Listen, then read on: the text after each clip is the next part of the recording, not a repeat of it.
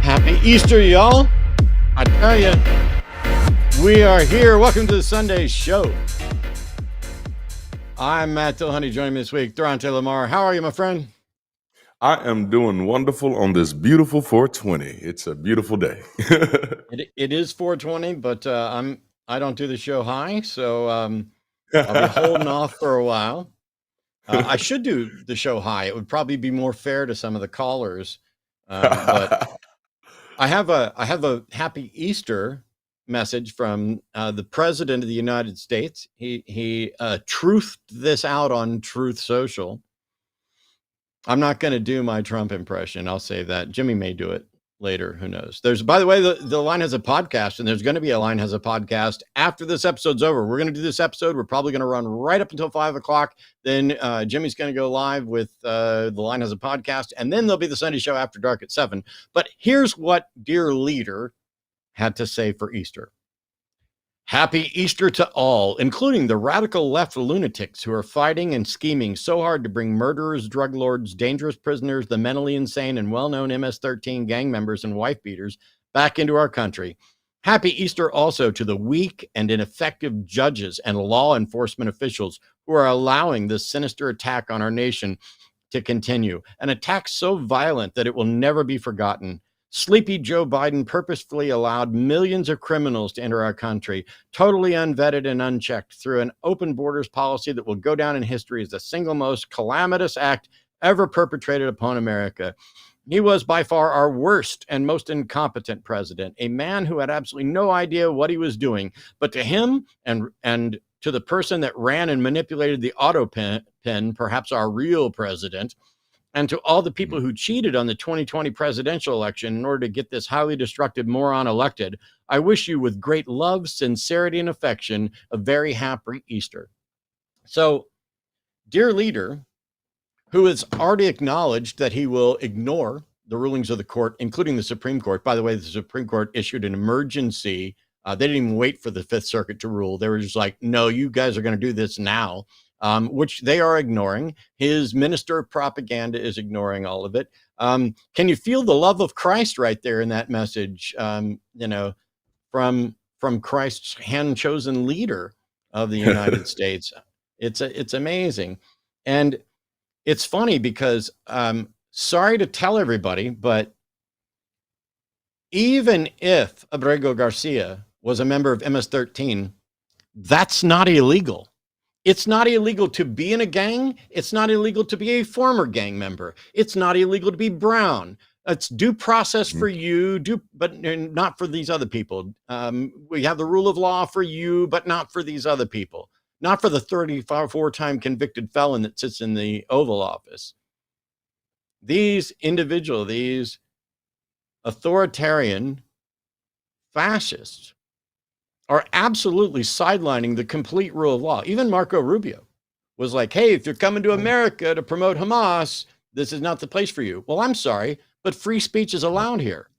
And you can have and express whatever opinion you want on Israel and Palestine in this country.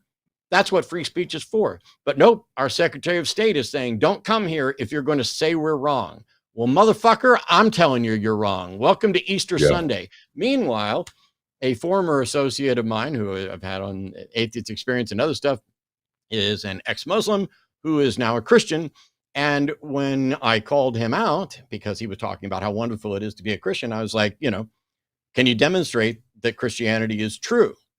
Because until then, you're engaged in a faith-based performative piece, the way Ion Hersey is, out of convenience. Because skeptics care about whether or not something's true more than whether or not it's comfortable. Skeptics understand that you cannot have positions based on faith because faith can be used to justify anything. I can be a Muslim based on faith. I can be a racist based on faith. I can be a transphobe based on faith. I can be a trans advocate on behalf of faith. I can be an egalitarian based on faith. I can have good positions or bad positions based on faith. And that's why faith is unreliable. Faith is the excuse people give when they believe something without a good reason, because if you actually have a good reason, and you're asked why you believe it, you don't say faith, you present the good reason. And a barrel of people decided to come out, you're just being mean. Why can't you just celebrate the fact that he's happy as a Christian? I'm happy that he's happy. I don't understand it, but he doesn't get to say, I'm a skeptic and I'm convinced that Christianity is true. And it's a faith-based position that I'm not going to defend. You can't square that circle. And for someone who was so good at going through the Quran and finding all the little things that are wrong in the Quran, I'm waiting for his videos explaining whether or not the creation story is true, or which version of the creation story he thinks is true, whether or not women should have equality with men, whether or not the LGBTQ community whether or not that's a sin, whether or not all of these things. Is slavery okay? Is it okay to commit genocide? Is it okay to go slaughter a bunch of people and then keep all the virgin girls for yourself? All of these things. Is it okay to have your guilt be inherited because of your ancestors? Is it okay for God to come down and sacrifice himself to serve as a loophole for rules that he created? Happy fucking Easter, y'all.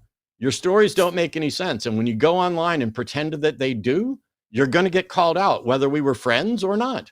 And people are like, you're just mad he's not an atheist. No, I'm confused and disappointed, but I'm mad that he's misrepresenting skepticism and that he has sacrificed truth and the best ways of getting to truth in favor of comfort, because he's found, hey, this makes me feel good. I'm glad you feel good. I'm going to feel good later. It's 420. Of course, everybody should feel good. Anyway, we have theists and atheists on the phone. As always, welcome to the Sunday show. We're always going to prioritize theists. And what we're looking for is the best conversations we can possibly get, saying, hey, here's what I believe. Here's why I believe it and why I think you should believe it. If you're just calling in to say, here's what I believe, but I can't defend it, that's not good for us. It does, and there's nothing for us to discuss. And if you're saying, here's what I believe, and I have reasons that are good enough for me, but I understand those reasons aren't good enough for you, there's still a potential conversation there, because I'd like to know why you're convinced by reasons that you don't think should convince other people. But the premier one is to look at the world and say, I'm convinced that this being exists for these reasons, and you should be convinced as well. That's the bulk of it. All right, you think we're going to get something like that today, Darante? Let's see, man. I'd love it. It would make my day. Well, I'm glad you're here. When Arden was gone, and I was like, oh, who do I get to do the Sunday show with? And she's like, I'm pretty sure it's Darante. And I was like, good, because first of all, I can sit back anytime I want to and just daydream for a second. But it's always more fun. So let's have a great Easter. We've got our first theistic caller. Michael is calling from Ohio. Pronouns are he, him. Michael's a theist that wants to talk about the problem of evil. How are you, sir? Hey, Matt. Darante, how y'all doing? Doing all right, man. Not bad. Yeah, Matt, So what's up? Start out. Can you hear me? Yeah, we can hear you. Yes. What's up? I just watched your video, the latest one you just put out on YouTube, in which you were discussing how your journey from believer to atheist and what you went through to kind of thresh out a deeper understanding of Christianity. And I'm very similar to that story in where I'm at currently. But whereas a lot of people that I see have deconstructed their faith, I feel like they have, from my position, done that unnecessarily at the expense of not believing in God. as if somehow the things written in the Bible were supposed to be accurate, and that they were supposed to tell us things about God that are true. And since they're not true, then therefore there is no God. I don't see how that follows from that. I It doesn't. accept an atheist position where they stand. I fully understand that. The Do God that you? I believe in is one which is all powerful, all knowing, and all good. I think any God less than that is uh, um, can't do anything for evil. That's, as you know, So does the the God? Philip Goff. So Okay, go first ahead. of all, I would agree with you that when somebody reaches the conclusion that the Bible is unreliable, that doesn't mean there isn't a God. Atheism is not the Right. conclusion there is no God. Atheism is the rejection of claims that there is. And I'm a skeptic, and I'll be convinced just as soon as there's evidence for it.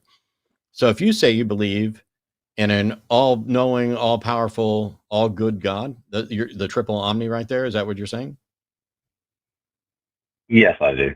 Yeah, So does God know my thoughts? yeah. God knows your thoughts, and God would know your thoughts even before you could think them, even before you were created or existed. God would know them. So if God knows my thoughts, then God should know exactly what it would take to convince me that he's real, right? Yeah, yeah. I gotcha. So why doesn't he do that? Because he can't. God can't convince me that he's real? Now, the way that I view it is that if the nature of God is that which is all powerful, all knowing, all good. Okay? God is infinite. There is no way for God to be able to confirm that, or else we would have to believe that God is not actually God. We would have to be to achieve a certain level epistemically to What you're understand. saying, what you're saying right now, Michael, doesn't make any sense and isn't an answer to my question. So God it knows what would change my mind, and God is all powerful, but God can't present the thing that would change my mind. I don't understand why. What would God be able to do to show that God is all powerful? Control I don't everything it know, is that's in our Michael. lives? Michael, I don't know. I'm not the one that believes there's an all powerful God. You are. And so you believe that there's a God that Well, is all powerful. And then you're telling me what God can't do. That doesn't sound all powerful. And it doesn't seem reasonable to say that God knows what would change my mind, but he can't do it. so it's along the sense of God cannot make a square circle. God cannot So you're saying it's impossible prove for to me to us. be, you're saying it's impossible for me to be convinced reasonably that a God exists? No, no, I'm not. And this is Okay. all through the problem of Then evil. This all Michael, comes Michael, back that was a to yes or no the question. problem of Michael, that evil. was a yes or no question. And so if it's not impossible and there is something that would convince me, then it's not a square circle that God is trying to do. So how can you assert that God can't do the thing that will change my mind? How is it you know more than God? I don't know more than God, but You just pretended like you God, did because you just asserted that God can't do something. And if you know that God can't do something, then you know more than God. God is doing it right now. Would be what I would say. God is doing it in this life, God's doing what? which No, is Michael, he's not.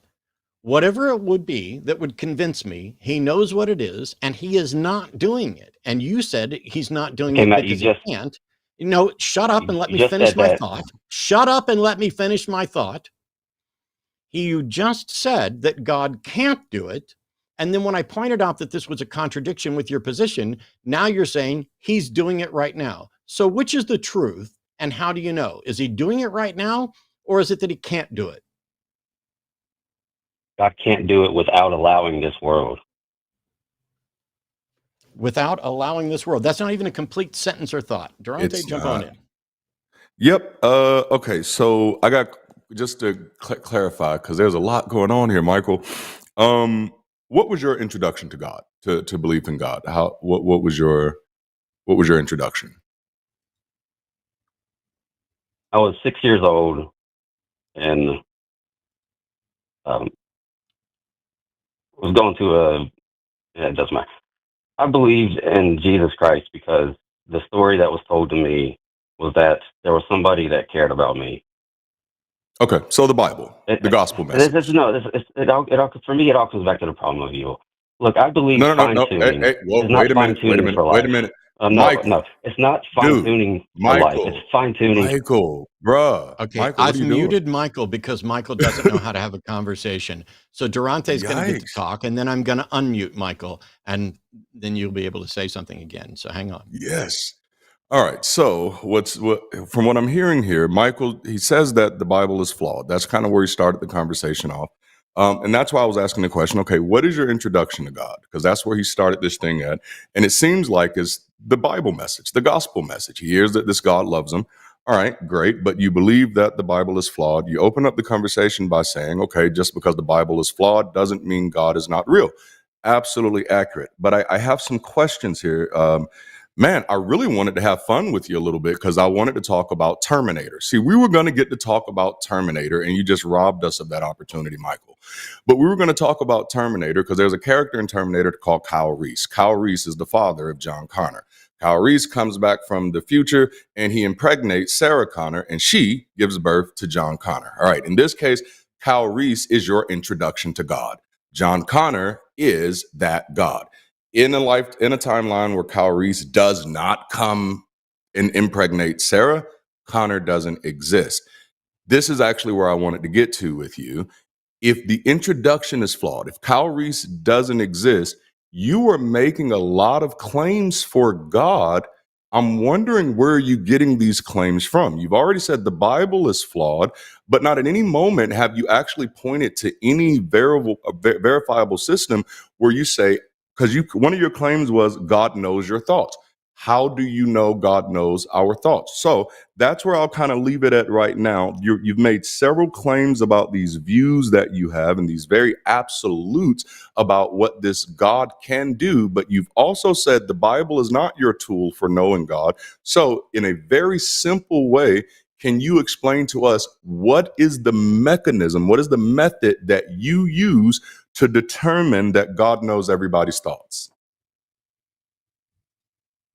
Right. So it would have to be through a philosophical understanding and presentation of what God would be.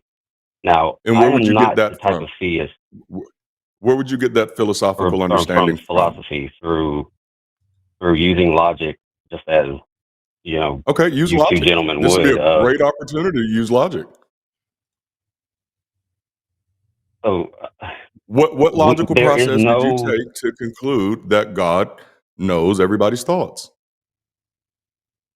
It Let is me ask you this. the Can I, Michael, can I assumption ask you that there this? is a Let him God. answer Michael, real quick. If God okay. doesn't know my thoughts, why would I think that thing is a God? Then I would think that there is no such thing as a God. Oh, so If there you are was prioritizing, you are defining God, and if a God doesn't match your definition, you just dismiss him. Well, that's good to know.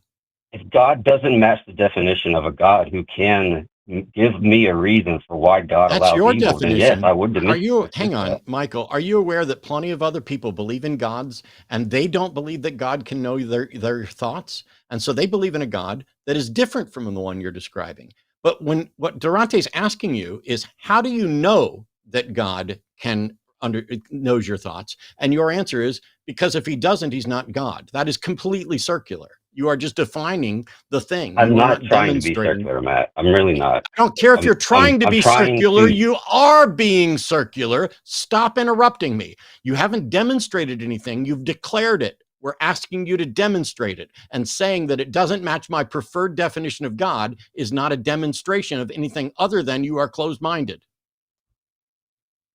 Well, like I first started saying, anything less than a God which is all knowing, if a God doesn't know my thoughts, that God's not all knowing. There's reasons to Goodbye, believe that Michael. God is not competent Goodbye, enough. Michael. You are not ready for these Really? conversations. Yes, really. Yeah, You are man. not ready for these conversations, because we are sitting here explaining and you're trying to appeal to philosophy and logic when every Can word I out ask of your you for mouth, one favor, then, Matt? every word, Sincerely, interrupt me one more fucking time and you'll be banned. Every word out of your mouth demonstrates that you don't understand the basics of logic and that you don't understand the limits of philosophy.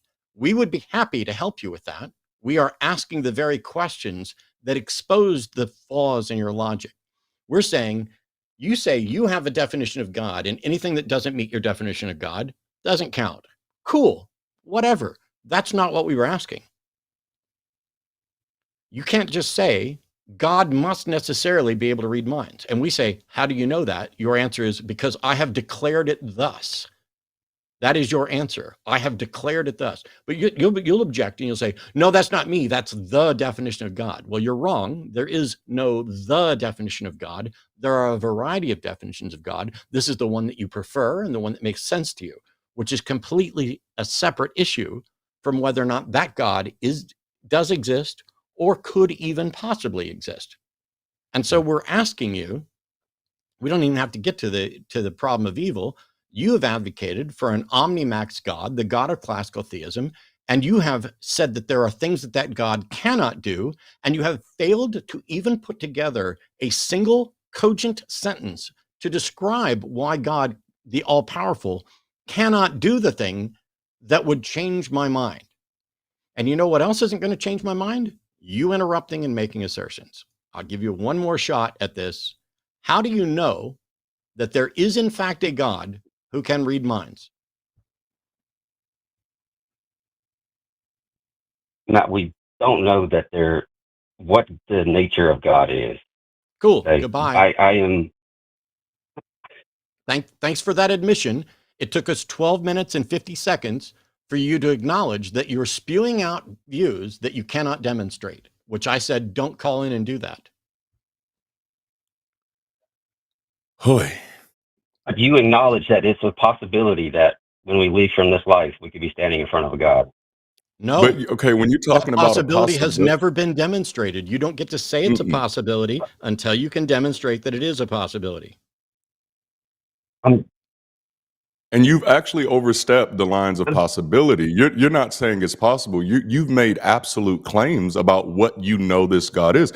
So in order to say you know what God does, you'd have to already have the proof that God exists. And what you just did is you just said, we don't know for sure that God exists. It might be possible, but you don't realize how that's a contradiction to say, well, I don't know for sure if God exists, but I know for a fact he can read your thoughts. Do you see how that doesn't work? That's my assumption, that would be what God could do. We're not Then looking you should have for never assumption. made that claim. We're looking for so but I'm trying to figure these things out, and I think an assumption and a declaration is not what we're looking for. We need you to defend the conclusion you've reached. I believe that it would benefit atheists to allow for there to be further talkings about God as if God was real. I did that Michael, for 28 years, bro. You're talking to a former pastor and a former gonna-be pastor. How dare you come in and pretend to be giving advice to atheists about how we should leave it open. I'm absolutely open to the possibility of God. I'm not saying it is possible. I am open to being convinced that it's possible. You don't just get to assume that it's possible. So here we go. I've got one question, Michael. This is very important. Can you demonstrate that God is possible? If I could demonstrate that, why would you not think that I was God? What? Michael, I'm going to take you off mute one last time so that you can admit defeat and say goodbye. Because the question I asked you was, can you demonstrate that God is possible? And your response was to basically say no, but you did it by saying, if I could do that, you'd have to conclude I'm God. No, I can demonstrate things that are possible without being God. I can demonstrate that things are possible without being able to do it myself.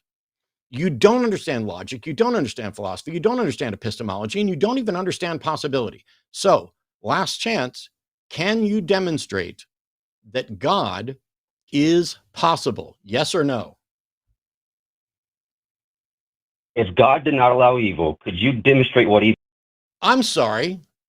I'm going to mute you again, and we're going to try this again. And whether you get to say more than one word depends on the one word you say. If you're going to act like a child, I'm going to treat you like a child. So here's the question. Yes or no, can you demonstrate that God is possible? I feel like we haven't even had a conversation, Matt. I mean, Goodbye. Yep. When I say yes or no, the reason we didn't have a conversation is because you suck at it. Yeah.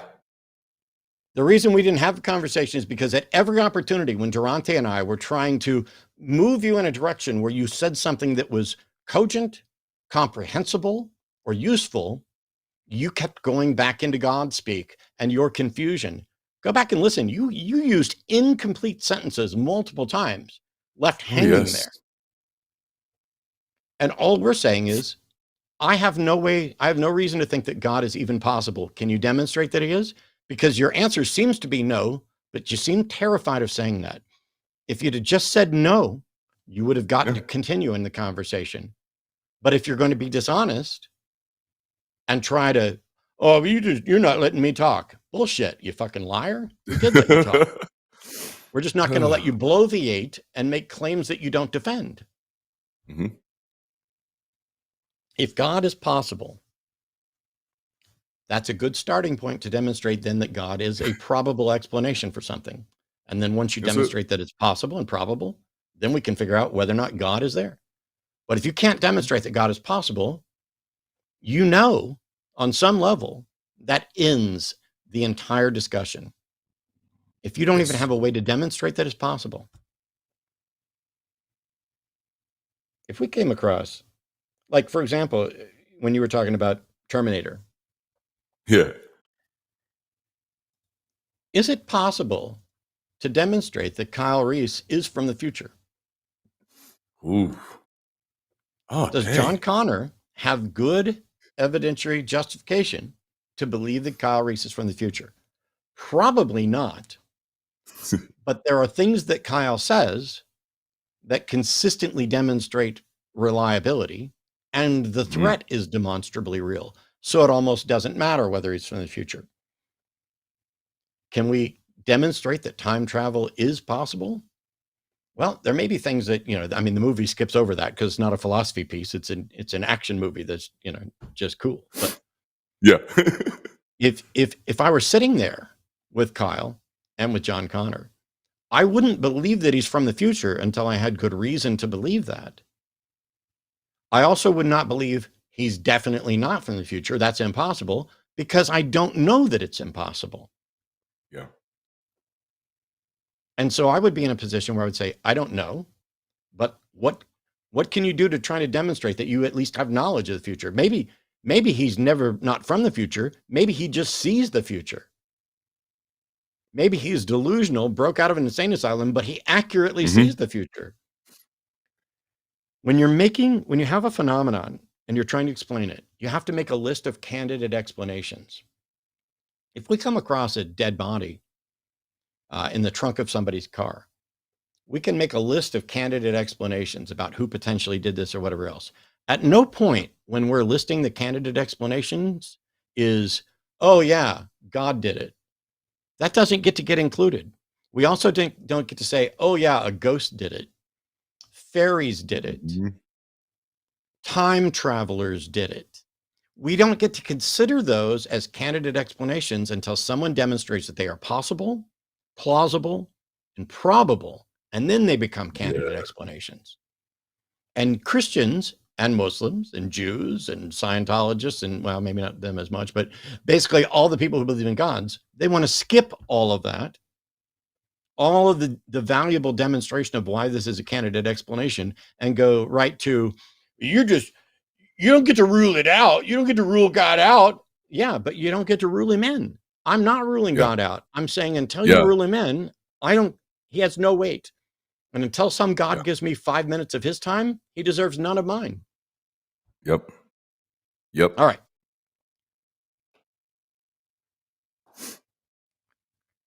Got a lot of stuff here. All right. Roberto is calling from California. Roberto, pronounce he, him, is a theist calling with regarding the existence of God. So, hey, Roberto, how are you today? Welcome. Happy Easter. If you're a Christian. Happy Easter, Matt, Dante. Yes, I am. Matt, Dante, how are you guys? Happy Easter. We're doing all Happy right. Can you Easter. guys hear me? Yep. Oh, great, awesome, guys. How I was listening to the conversation previous. So the question you were asking my brother here was, how can we prove, or what makes us believe that God is real, that He exists? Right? We Christians read the Bible and become familiarized with it, and then things start happening that were mentioned in there, as well as we can go back on online on history and see that much of what has been said in the Bible has come true. That's how we know. That's not how you know that a God exists, and you're talking to two former Christians as well. The fact that the fact that you see truth in the book or things coming true doesn't mean that they were predictions. And even if the book had accurate predictions, that wouldn't tell you why the book has accurate predictions. How did you rule out that the Bible was written by a time traveler? Well, regardless of who wrote it, whoever wrote it, it was amazing, and I believe the information in there because it proves right. I like the fact that you're trying to avoid the question while pretending you answered it, but I don't find the book to be amazing. I don't find it to be predictive at all, but I'm saying since you do, and you've concluded that the reason you find it true is because it's true and it's from God, I asked, how did you rule out that it was written by a time traveler? In fact, the Bible says that it was written by a time traveler. Roberto. It does say that. Whoa. Roberto, are you capable of actually honestly answering a question? Because my patience is at its limit, especially on Easter. I'm asking you, how did you rule out that the Bible was in fact dictated by a non-God who is a time traveler? Okay. I understand your question now. Okay, because the book itself tells us who to look at and who to give the credit to. Regardless who wrote it. I'm sorry. How do you know that the book is accurately crediting the author or source? Because with what it says that all points to God and Jesus Christ, our Lord and Savior. No, I'm sorry. I could write a book that has 100 true things in it and say, all of these come from our Lord Jesus Christ. And no matter how many of them were true, that wouldn't mean that I got any of them from Jesus Christ, correct? Well, if it's true, then it's something to take into account. No, if you it's write not. a book. Okay, now here, Roberto, here we go again. You're making, now you're saying it's something to take into account. So let's just imagine that the Bible makes 5 predictions and all 5 of them come true. Let's go through and list candidate explanations for how the Bible got it correct. 1 is that it was inspired by God, and 2, it was inspired by or dictated by a time traveler pretending to be a god. 3, it's coincidence and you're seeing what you want to see. Are all of those possible explanations? Yes, definitely. Okay, hang on. How do you know that God is a possible explanation? And how do you know that a non-God time traveler pretending to be God is possible? Well, the time traveling thing, right now with technology and all the advancements that we have, we can see that time travel it's possible, like it's there. We just can't find it, So that's amazing. But like I said, going back to the book itself. No, we can't. I'm not going to let you keep going down this road, Roberto. There is no scientific evidence that time travel is possible. You don't understand science or anything else, but in any case, how do you demonstrate that God is possible? Okay, look, let's go to the predictions and check them out, and maybe you can explain it to me. How? No, Roberto. I asked you how God was possible, and you avoided it yet again. I'm not going to go through your list of predictions and try to give explanations for them. Maybe we have explanations, maybe we don't. But even if we don't, that doesn't mean that they're from God. The fact that I don't know how to explain it does not mean that it's from God. I'm asking how you demonstrate that these things are from God. Perhaps you want to see what it says. Roberto, Oh my. I know the Bible. I've taught it. I've preached it. I know what's in there. I'm saying, even if I don't know how something in the Bible came true, what is the justification for you claiming that it's because God dictated it? Well, you're asking me to prove, right? I'm telling you the proof. I'm telling you why I believe it. I don't know what to do. Yikes. I don't know No, how else to ask these questions. It's like people have never been taught how to even think in the most basic, simple, logical fashion. I just got done explaining that before you get to say that something is a probable answer, you have to show that it's possible. I'm going to give you one last chance, Roberto, and then I'm going to bow out. So here's the question. How can you demonstrate that God is a possible explanation for the Bible? Because on Matthew 24, verse 14, it says, very interesting. Maybe you can explain to me that verse. I think you're afraid of that verse. I think you can explain it to me. You claim to have all this knowledge and usher, but you're afraid of it. You deflect from it. Matthew 24 what? Matthew 24 what? Verse 14. Verse 14. And the gospel of the kingdom shall be preached to all the world for a witness unto all nations, and then shall the end come. You think I'm afraid of that verse? Yikes. Yes, Roberto. Yes, so first of all, the gospel has not been preached to everybody. So that verse isn't true. But someday it might be the case that the gospel has reached everywhere. And that will be because people who believe it's their duty because they understand 1 Peter 3:15. Do you know what that verse says? I bet you fucking don't. It doesn't. What does it say? Oh, you don't know? Don't come at me with the Bible, bro. You're talking to a former pastor and a pastor. You don't know what the fuck you're talking about, and you don't understand what's possible. 1 Peter 3:15. 1 Peter 3:15 says, "Be prepared." Shut up! Shut your fucking mouth. 1 Peter 3:15 says, "Be prepared to give a reason at all times for the faith that's within you." You are obligated under 1 Peter 3:15 to present the case apologetically for why you are a believer. Matthew 24, verse 14 is not a prediction. It is not remarkable. It is a mundane statement about people are going to go out and preach this, and eventually everybody in the world will hear it. So fucking what? Okay, what does are you saying that the only way? Are you saying that the only way that verse can be true is if it's from God?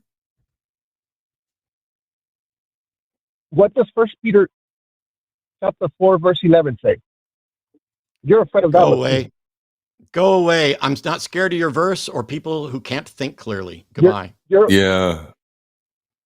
Michael, this is pretty bad, man. Like you're not even listening. Like that's the sad part. Your mind is so closed off. But you kind of told us at the beginning when we first asked you why you believe, you said because someone told me and they had me reading this book. And that's textbook indoctrination is what you explained. What you just said, I believe these things is because I've been indoctrinated. And that's kind of what you demonstrate this whole conversation.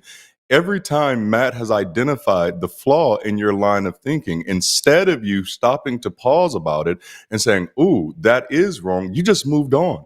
Sir, you just gave a prophecy that not only wasn't a prophecy, also wasn't even fulfilled. That was like literally the worst thing you could pull out of your fucking bag. And that's what you pulled to the fight. And when Matt went to the scripture and exposed the flaw, instead of you admitting it, ooh, maybe I got that wrong, maybe I misunderstood it, you reached back in the fucking bag for another one. You're not actually engaging the conversation, man. Yeah, and at the end of the day, I mean, this whole thing is, I already conceded at the very beginning. For the sake of argument, let's assume that the Bible says things that have come true. How did it get it right? Was it coincidence? Was it a time traveler who saw the future? Was it a God who knew the future or was guiding the future? Which of those potential explanations are actually possible, and how can you demonstrate it? And Ricardo, like every Christian in the history of the world, has avoided the question, failed to acknowledge that they do not have grounds to show that God is possible, and went on as if they had. This will be perhaps interesting. Jason's calling from the UK with proof of God and says he was an atheist last week. Jason, were you a skeptic last week? Hi, yeah, can you hear me all right, firstly? Yeah, if you just answer the question, you'd know. Yeah, I used to be an atheist, yeah. That's not what I asked. That's not what I asked. That's not what I asked. Sorry. Were you a skeptic? Wow, if you're not even going to listen, were you a skeptic? Do you mean I didn't trust that God was real? Is that what you mean by that? Okay. No, you just answered the question. Go ahead and continue. You weren't a skeptic. Good. So last week you were an atheist, and this week you're a God believer. Which God? Yeah, I believe in Allah. Yeah, like Islam. Yeah. Okay, so last week you were an atheist, and this week you're a Muslim. What convinced you that Islam is true?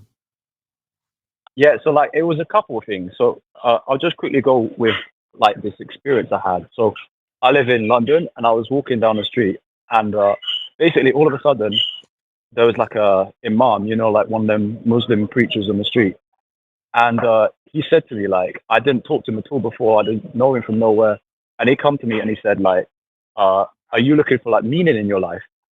And I promise you, I never met him before, and that was exactly what I was thinking. That was exactly what was going on in my heart. And he came right then and there and then said it to me.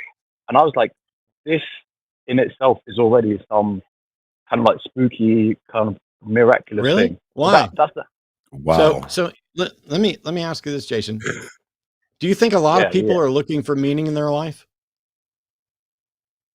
Yeah, I mean, maybe some people. These are simple, straightforward questions. So yes, a lot of people are looking for meaning in their life. Do you think that both Muslims and Christians and other religions have advocates and preachers, imams and things who believe that their religion offers people meaning in their life? I think that makes sense. Yeah. Do you think that it would be a good idea for these people to approach people and say, are you looking for meaning in your life? Because they're more likely to get a positive response than a negative one, right? Yeah. But it was more than that. What is so remarkable? What is so remarkable that someone asked you if you were looking for meaning in your life, and you were? Yeah. So that's just how the conversation started. So I mean, basically it's what happened afterwards, right? Okay, but before we move on, can you go ahead and admit that that's not miraculous then? Because before we move on, can you go ahead and admit that part is not impressive, not miraculous, and not in any shape, form, or fashion evidence of a God? I think I'd call it maybe not miraculous, but spooky. It spooked me out. Is that what is it kind of spooked me out? What, Jason, what could possibly be spooky about someone trying to sell their product coming up and giving the tagline that sells their product? Why is that spooky? I think because it was literally going right through my head, and then this guy was on the street corner and I saw him and he said it. That's what made it spooky. It was a specific timing kind of thing. Does that make sense? No. I feel like you've been in a few MLMs. what I mean is like, I know people think about meaning to life like generally, right? But I was Mhm. in that moment as I was walking down the street, asking them questions about like, is there a God? Like, what am I doing with my life? Asking And who then, questions? like in my head, like in my head, I was thinking about these things, right? And then this guy, I kid you not, 10 seconds later, I turn around the corner, and he comes up to me. He says like, "Hey, I don't know you, but like, are you looking for Okay. meaning in your life?" And that, yeah, Would does it that have make been sense? so? 10 seconds later, would it have been impressive? 30 seconds later, 5 minutes later, 1 hour later. At what point after you've had the thought is it no longer miraculous? Maybe like if it was like, maybe like an hour. Yeah, I think like an hour is quite reasonable. Cool. Yeah, an hour wouldn't be something. How many times a Wow. day? How many times a day do you think people have thoughts like that? I mean, all I can know is me personally. I think about it like pretty often. Yeah, like pretty often. Not every day, Wow. but like maybe like You, most so, days. Yeah. so you think about it pretty often. So what are the odds that if an imam walks up and says, "Hey, are you looking for meaning in your life?" that you either recently were thinking of meaning or will remember that you were recently thinking of meaning? Isn't that going to be pretty Mhm. much all the time? Yeah, I think so. Yeah. I think I Okay. can agree with you there. Yeah, I can agree with you. Cool. But I think, can I say the next thing that he said to me, Sure. that the imam said to me? So this was where it got like more like spooky, in to use the word I was saying. He It's not I spooky can't yet. remember. Okay, but it's gonna get spooky. I promise you, you're gonna love this, right? So basically, Oh, and I'm sorry if I can't remember the exact quote, but what he said, it was like, you know, the hadith in Islam, like you got the Quran and then the like hadith books or something. You heard of that? Yes. Yeah. So like he was reading one of them hadith, and he Mhm. said that basically it was something like, in the like mouths of animals, like a camel or something like that, it will resemble like the color of the sky on a clear day. Now think about, what is the color of the sky on a clear day, like typically. Dude, are you saying a riddle convinced you to believe in God? No. Wait, I promise I'll explain it. But like, just trust No, me. So explain the it color of the now, sky. dude. Hey, dude, Okay, bruh, sorry, I sorry, am sorry. so not interested. Like, please get to the point.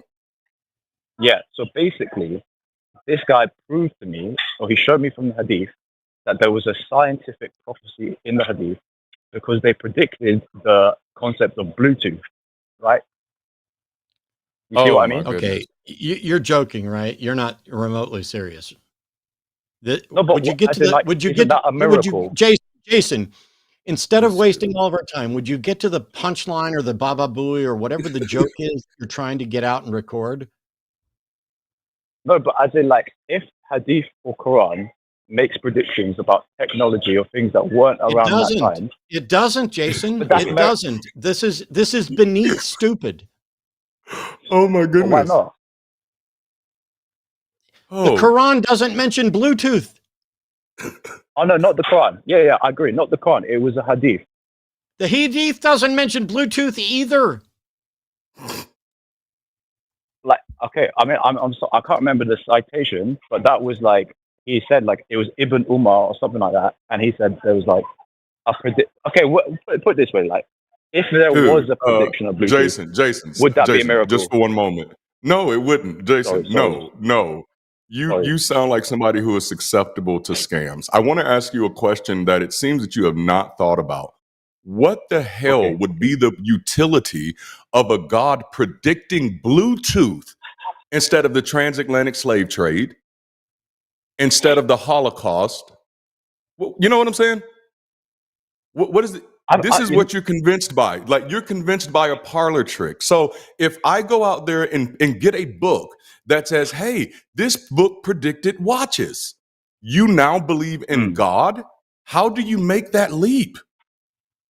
Do you see how, Well, so far, the first thing you presented to us is something that can happen to anybody at any moment? Because if I asked you right now, how do you define any activity that any human being that is not in search of meaning, you would have a hard time drawing that line, demonstrating Matt's point that if you basically go out and ask anybody, are you looking for meaning right now? it's going to be an important moment for them. So you fell for that scam. Even though we highlighted for you why that happened that way, you still said, no, I still think it's spooky. It's just still spooky. And here's something that's even more spookier. Here's this random hadith that I can't even remember, though it was the most important moment in my life. But I can't even remember the words right. And the thing that was the most important thing in my life, the thing that convinced me that there is a God and this God is Allah and it is the God of Islam, is that there is a freaking quote that talks about something that somebody told me is a Bluetooth. You, sir, you have no idea how many holes are in it, how many jumps you have to make. There's no coherency there. What's the Shahada? La ilaha illallah Muhammad Rasul Allah. I think something like that. And you converted yesterday. No, it was like maybe Ooh. like 3 days ago now. 3 days ago now. Yeah. 3 days. But I think And 3 days ago, you were an atheist walking down the street, and now you're a Muslim, quoting the Shahada.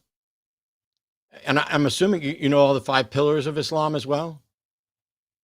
yeah, I'm working on trying to consider one day getting to Hajj and doing Mecca and all that stuff. But Man, I think I wanted to. I must admit, never in the 20 years that I've been doing this have I run across someone who was an atheist 3 days ago and who knows and understands Islam to the extent that you do.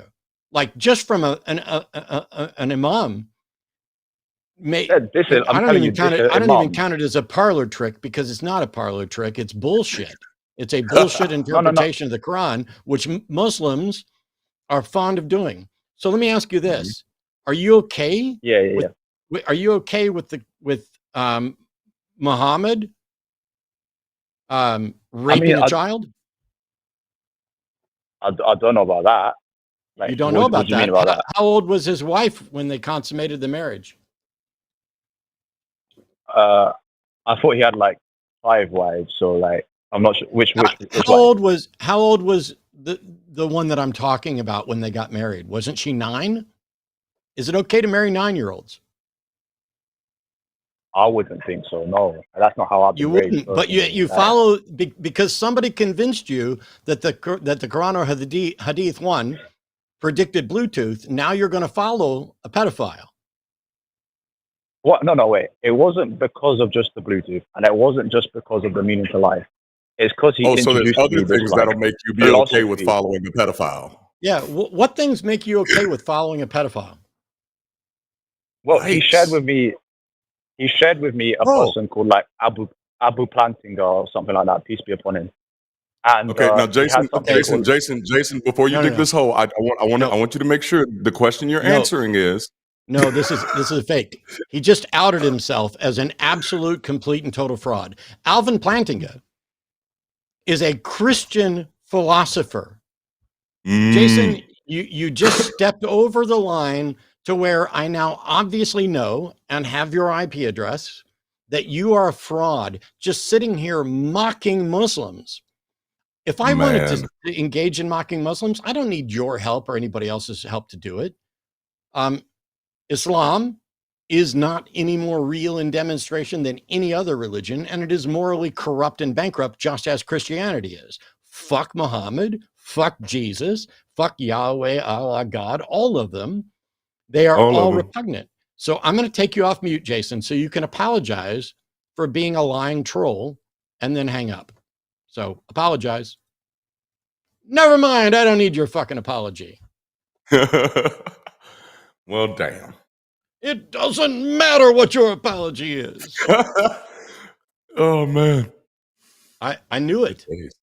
This is wild. An unbelievable story, start to finish.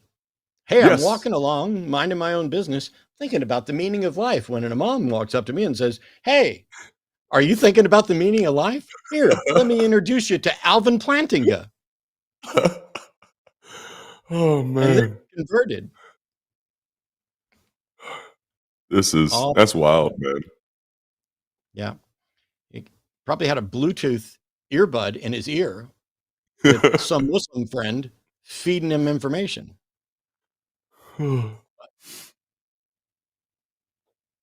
Also, he didn't say peace be upon him. Oh, this is true. Zach in Florida, his pronouns are he, him. He's a theist that says secular humanism has potential contradictions or inward tension. I don't think I understand the message, Zach, but welcome. How are you? All right. Good. How are you guys? Exhausted, but I didn't know how to phrase the question because I had to like say it in 20 seconds. So, but Sure. I was reading the Humanist Manifestos the other day. Yeah. And I guess one question that I had for myself, I thought you guys may have an answer for it, is how do you balance human bodily autonomy while also making sure society flourishes? And the reason I wanted to ask this question was because can you grant human beings certain bodily autonomy that also might decline the flourishing of society? And then, tough. What? So if humans are granted autonomy and freedom, and because of that, society doesn't flourish, tough. You don't get to force people to reproduce, for example. And can I call out just the tension in that statement? How is it flourishing if you're taking away freedoms? How do you have freedom? How do you have no freedom but flourishing at the same time? Like that's at that moment, it's no longer flourishing for society. So what you're specifically talking about is someone's view of what flourishing is. You're not actually talking about societal flourishing, because you're literally saying, no, it should be okay to stop some people from flourishing so the rest of us can be comfortable with our flourishing. Is that what you're advocating for? Well, what I guess I'm trying to understand is what do secular humanists want? A flourishing society or bodily autonomy? And then Both. Why if you want can't we both, have both? then how do you maximize both? They're not in conflict. You can grant people bodily autonomy and they will still be able to help a society flourish. Where is the conflict between granting bodily autonomy and society flourishing? Where is that? Well, if like drug use, you believe that people should have the autonomy to do whatever drugs they want? Yes. I'm not necessarily convinced that people should be allowed to do whatever drugs they want, but I am generally in favor of them making decisions over their body. What does that have to do with society flourishing? Because granting people the right to do something does not mean they will do it or that they will abuse it.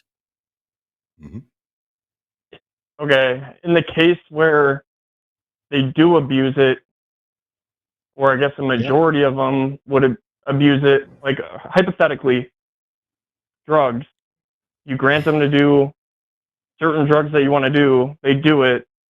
Couldn't there be negative consequences society faces because of those? Yes.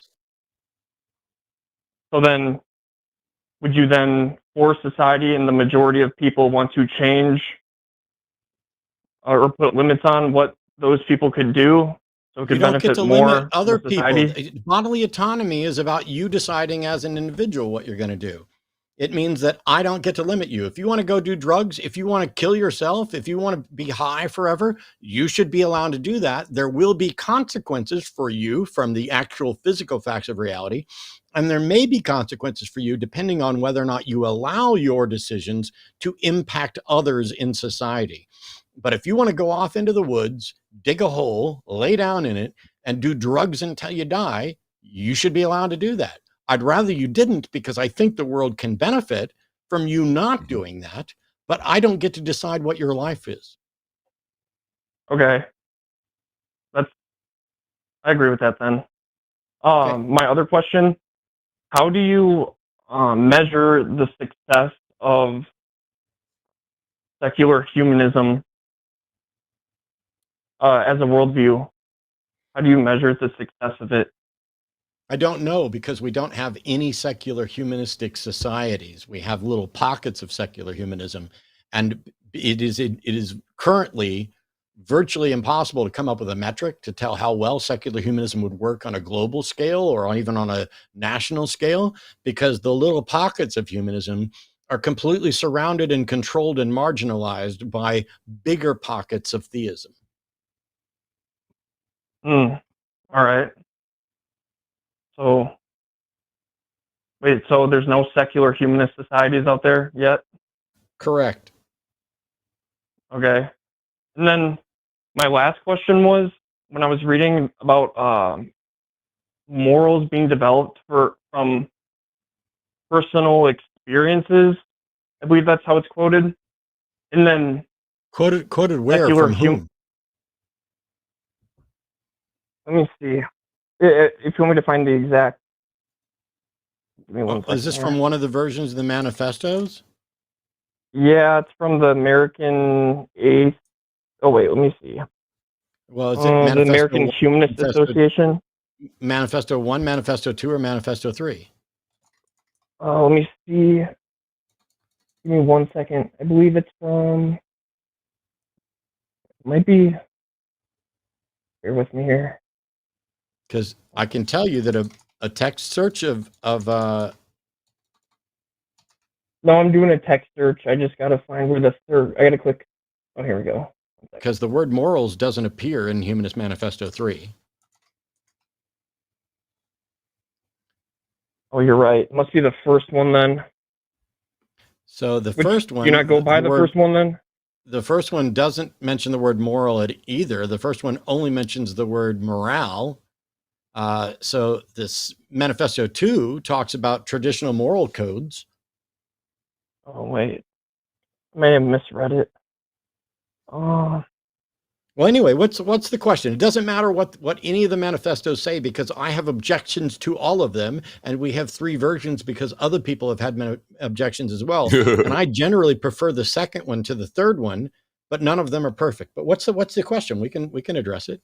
Oh, okay. So if I saw that something about like morals, morals, whatever it is, was created by personal human experiences, and that then it went on with the second part of the sentence was about ethics and stuff. How do you, if morals or whatever, if I could find the exact phrase and share it, I would, but just due to time, if morals are based on personal experiences, how can you then expect everybody to have universal human rights? Because the first thing that came to my mind, and I know it's been talked about a lot, is just like how morals and stuff could be subjective. So there is no objective, moral, absolute standard that anyone has ever demonstrated is correct. Ultimately, there's a possibly arbitrary set of foundations, and then you can make non-subjective assessments about morality. But in the manifesto, in the second manifesto, when it's talking about ethics, what it says is, we affirm that moral values derive their source from human experience, and that ethics is autonomous and situational. Yes, ethics is autonomous and situational, needing no theological or ideological sanction. Ethics stem from human need and interest. While I think that is an inaccurate and incomplete description of morals and ethics, it is at least still seemingly correct. If we talk about moral evaluations of, is this action morally good or morally bad, we're comparing the consequences of that action with a goal. If the goal is making the world thrive, making a better world, we can define what it means to thrive, that health is generally preferable to sickness, that life is generally preferable to death, that freedom is generally preferable to confinement. Once we make those assertions, there is nothing in the universe that says those are true and correct. But I think we all agree on those. If not, we'd have to have a discussion. And what secular humanists would do is say, okay, if you and I agree that we should be free and not slaves, that we should prefer things that are healthier and not prefer things that are to our detriment, we can at least begin with those foundations. And then we can say, does this action promote that, discourage it, or maintain the status quo? And that would be moral, immoral, or amoral is the evaluation of it. Secular humanism isn't claiming that we've solved all the moral problems. It's just setting up a framework to allow us to potentially solve moral problems and dilemmas.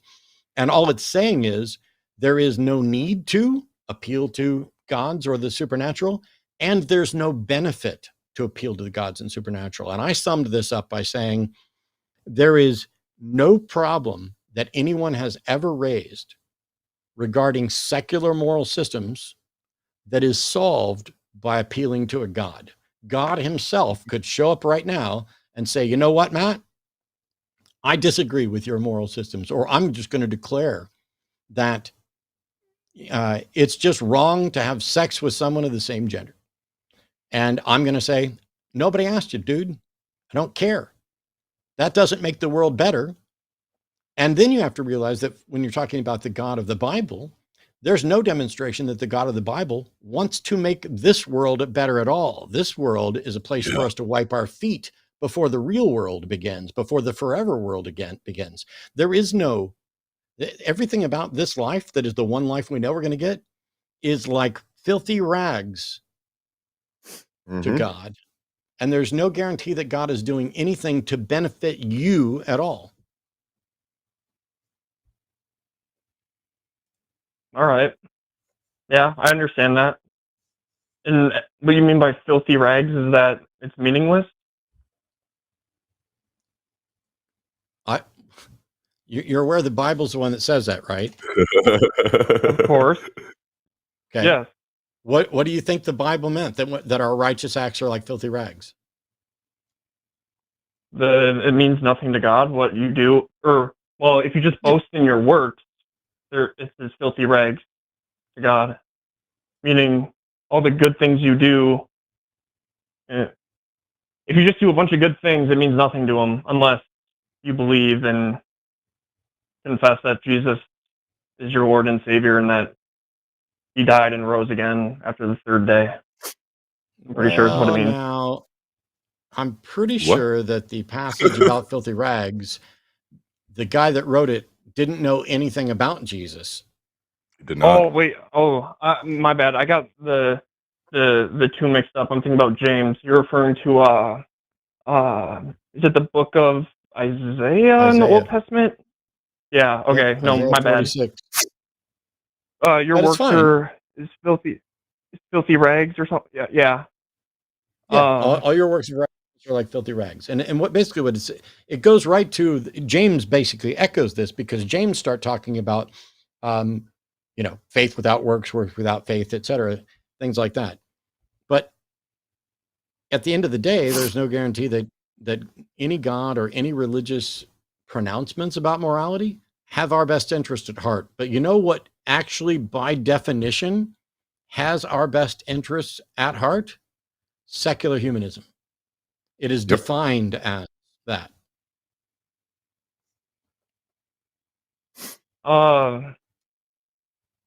Even though that,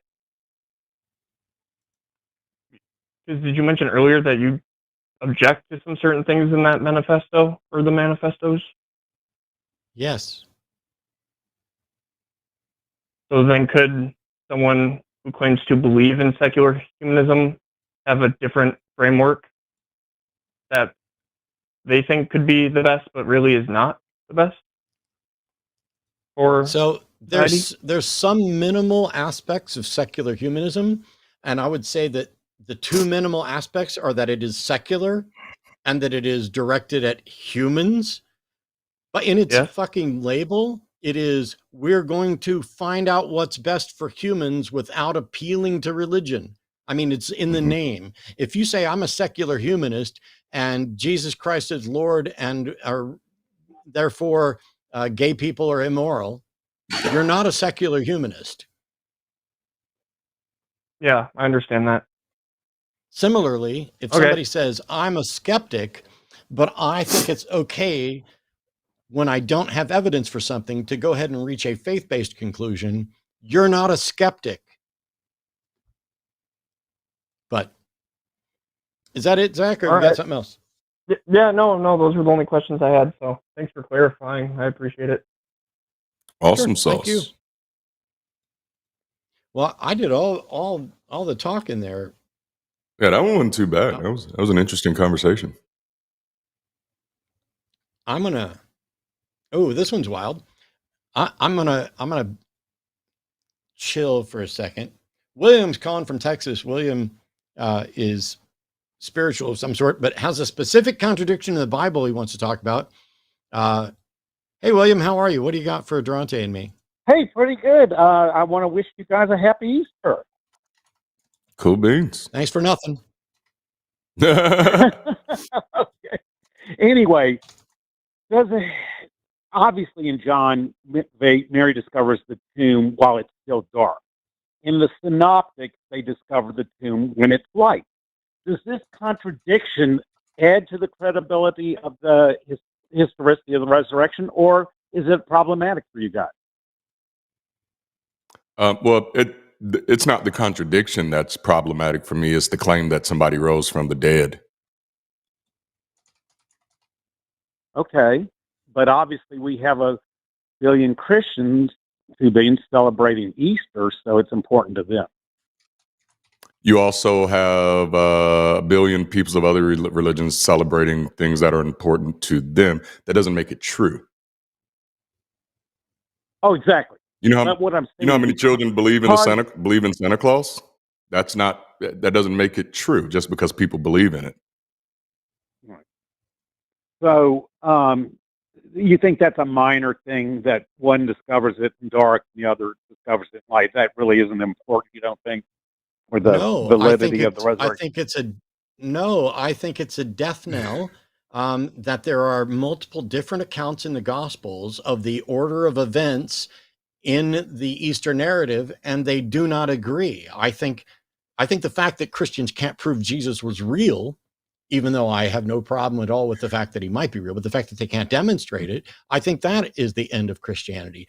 But when it comes to, here's 4 different Easter accounts from death to appearances, and they do not agree on, was the stone already rolled away or not? Was there anyone at the tomb? Was there an angel in the tomb? Did the stone roll away after or before? They don't agree on any of the elements, and that means that the story it would be bizarre for anyone to believe the story, because which version of the story are you believing? And Christians will make excuses to say, oh, well, they at least all agree that he was dead and that he resurrected again. Well, whoop-de-fucking-do. Yeah. Exactly. So you're absolutely right. In Mark, the tomb is opened already, whereas in Matthew, an angel opens the tomb. So this isn't any minor thing or tangential thing. This seems to be pretty core. Would you agree with that? Are you there? I don't know what you're asking or why I have to keep repeating it. Okay. Let's take another one. This is one of the most major, if not the major one. In Luke, Jesus says, stay in Jerusalem for 40 days. Do not leave.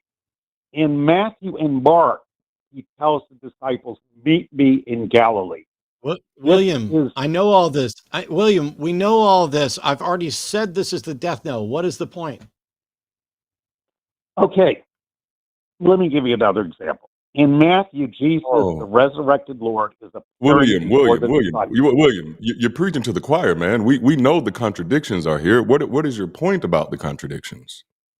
If you're auditioning for co-host, the position is filled. I don't know why you would give me another bad example when I've already know them, when I've taught them. What is the point? The point is, because there's contradictions and disagreement, does that add to the verisimilitude of the account? No. Because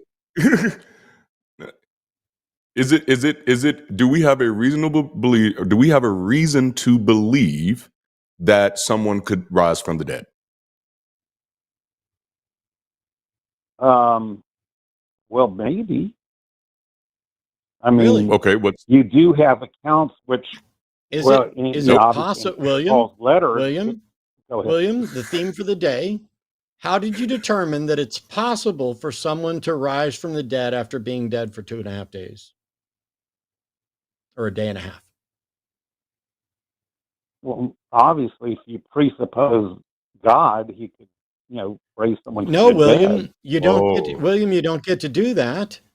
You know, I'm asking, what's the demonstration that resurrection after more than 24 hours is possible? Do you have any? No, of course not. Cool. Is it fair when having a discussion to presuppose a magical being in order to declare that something is possible if you presuppose a magical being? No. Then why did you do it? I'm just saying when I talk to Christians, they say that these minor Then go fucking contradictions talk to prove. Christians and stop calling my show to tell me shit I already know and have talked about 100 times. Sorry.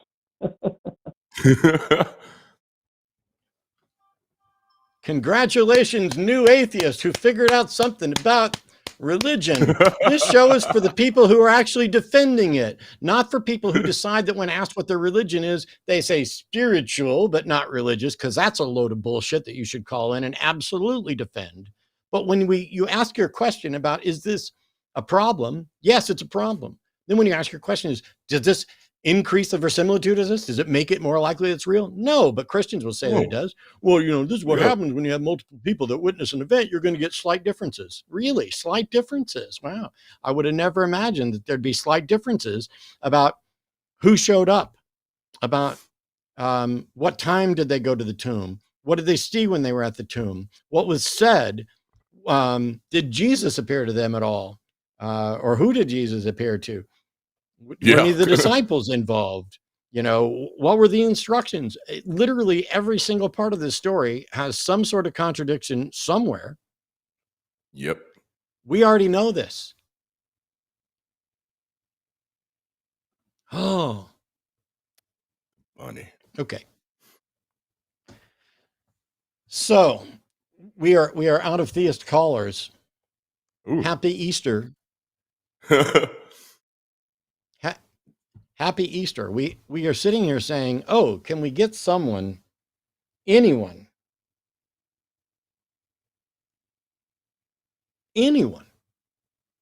to defend the gospel of Jesus Christ that is the power unto salvation?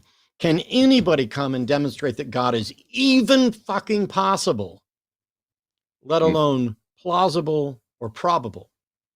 Can anyone come along and justify any of the four Easter narratives? Can anybody come along and say, yeah, there's contradictions in the narrative. I'm not going to say that adds credibility to it, but this is the right one, and here's how I know it's the right one. Can anybody do that? Can somebody come in and say, ooh, when the women arrived at the room at the tomb, was it still dark, as it says in John, or was it daytime, as it says in Mark? Or are you going to try and rationalize it by saying, well, it was dark when they got there, but while they were sitting there, it became light. So, somebody described it as morning.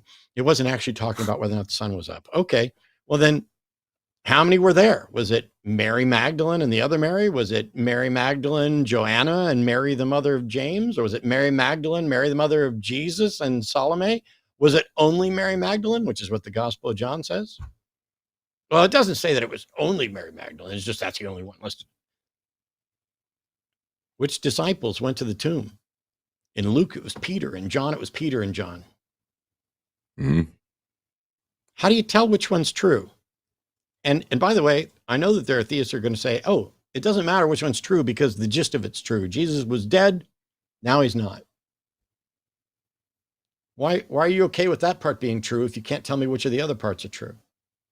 That's the least miraculous thing. The least miraculous thing is that they went to a tomb at some time of day.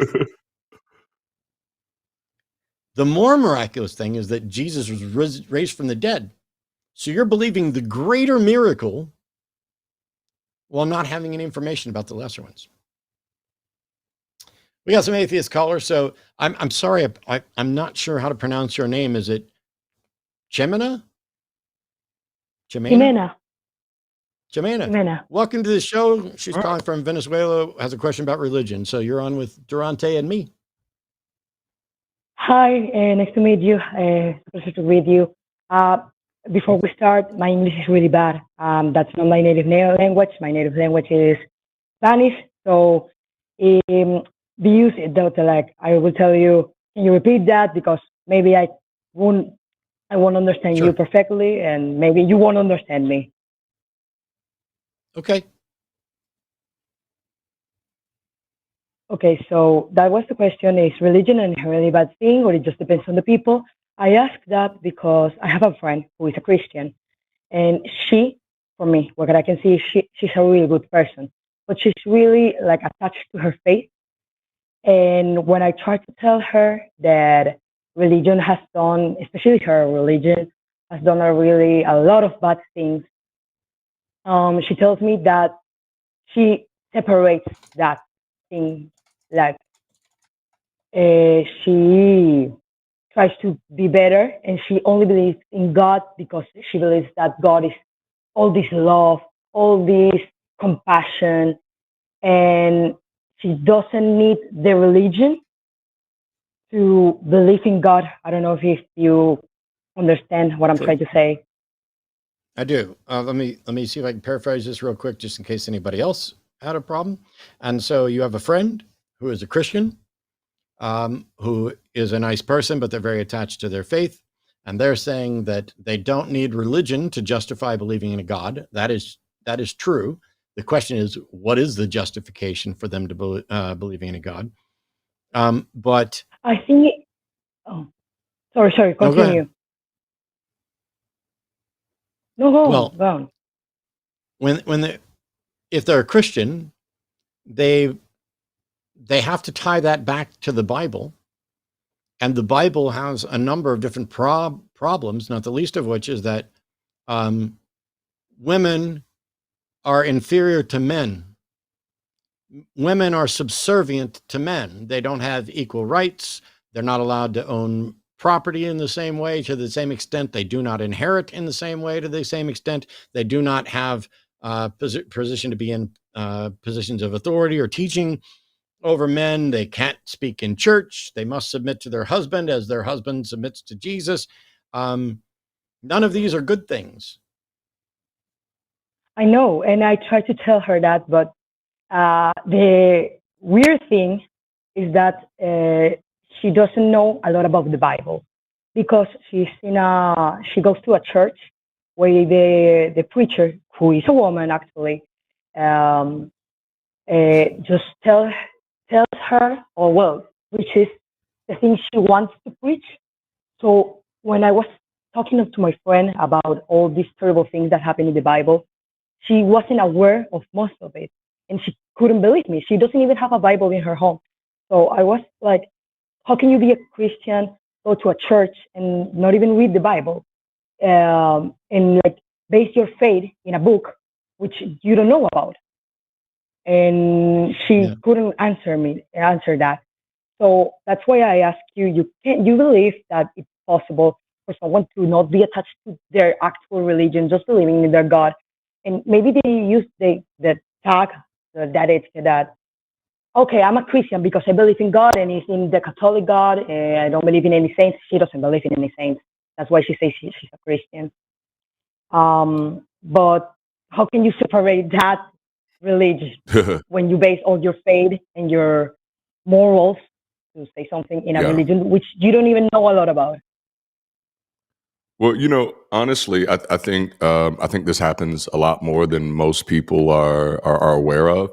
And I'll take it a step further. I think there are quite a few people who even are active in church and say they love God with all their heart, who actually don't even believe in a God. What most of this is just social performance based off of corresponding pressure.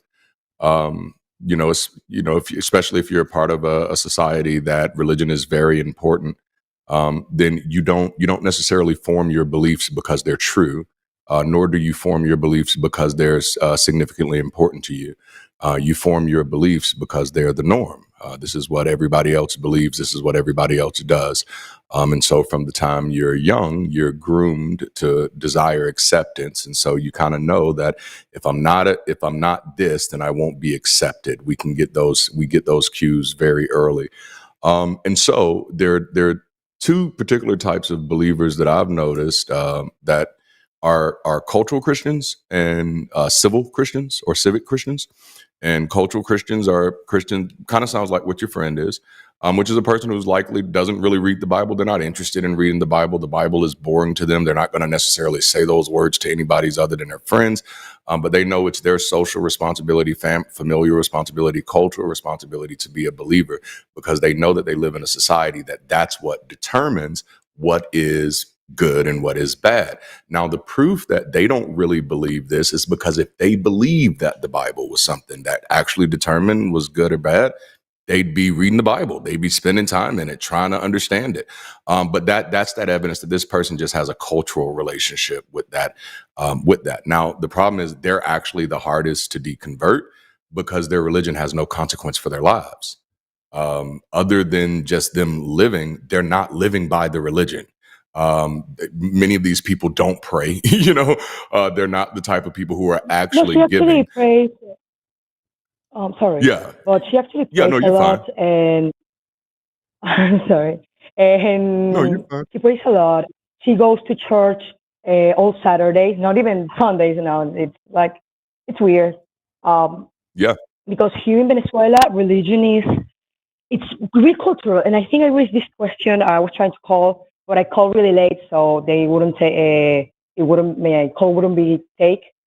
I raised the question that nowadays religion is more cultural than something that what you say the civic Christians or wherever.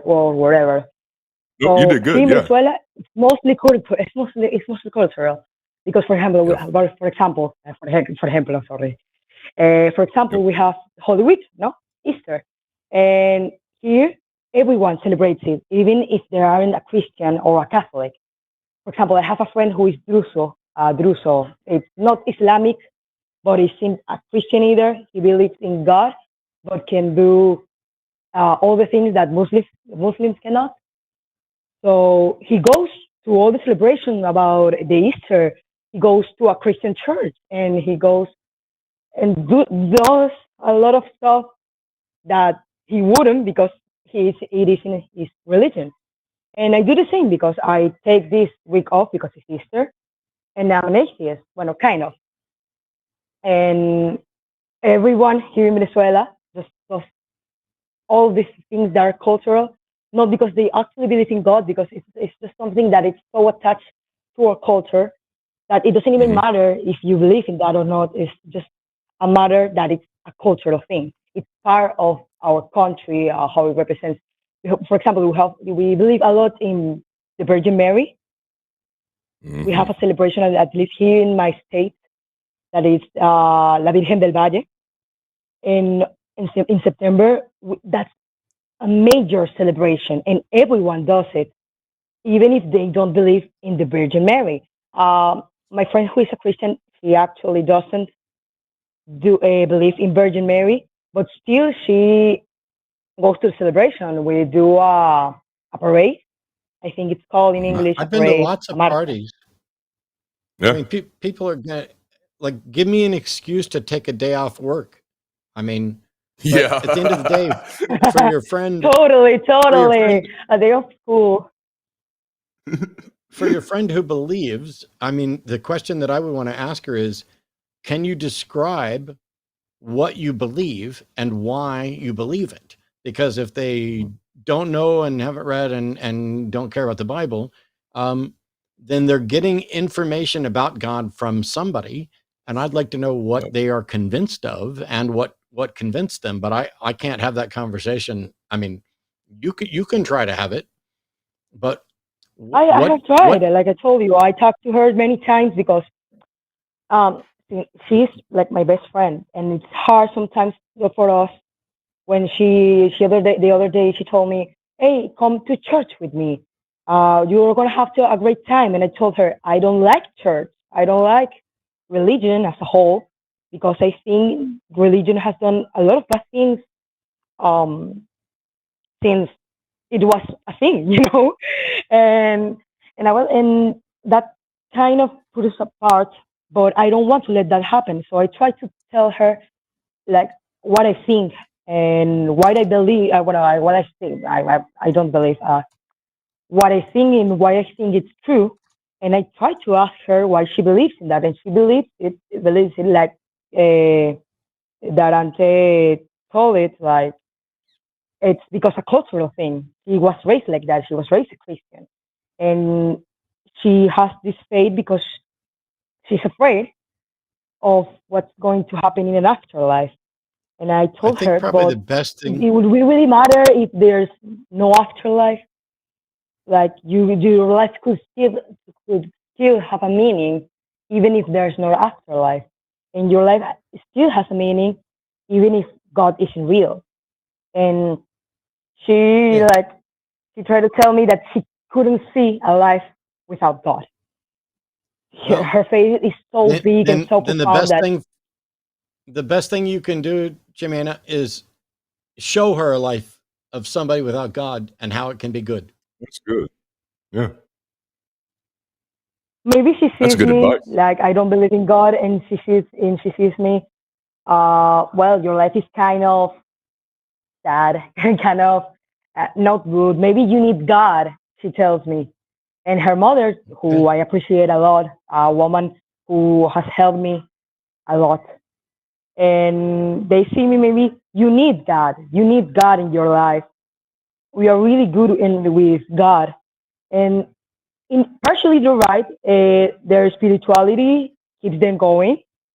They are not pessimists in any sense of the word.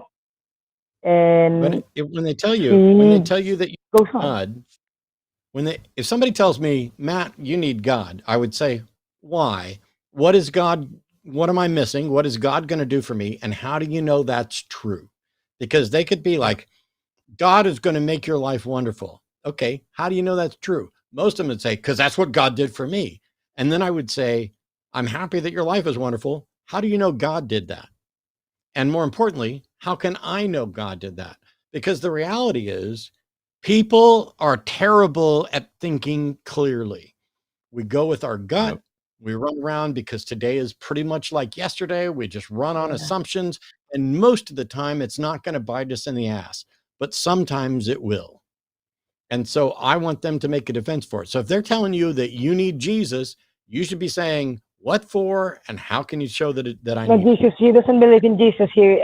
Here, Christianity here in Venezuela means you only believe in God, not Virgin Mary, not any saint, Okay. and Well, not Jesus. that's She not, only you believes can't like have in God. You And can't have Christianity without Christ. But Yeah. okay. In any case, no, well, here in what fucking Venezuela is like that. Here in Venezuela is like that, and I know it's weird. Oh my God.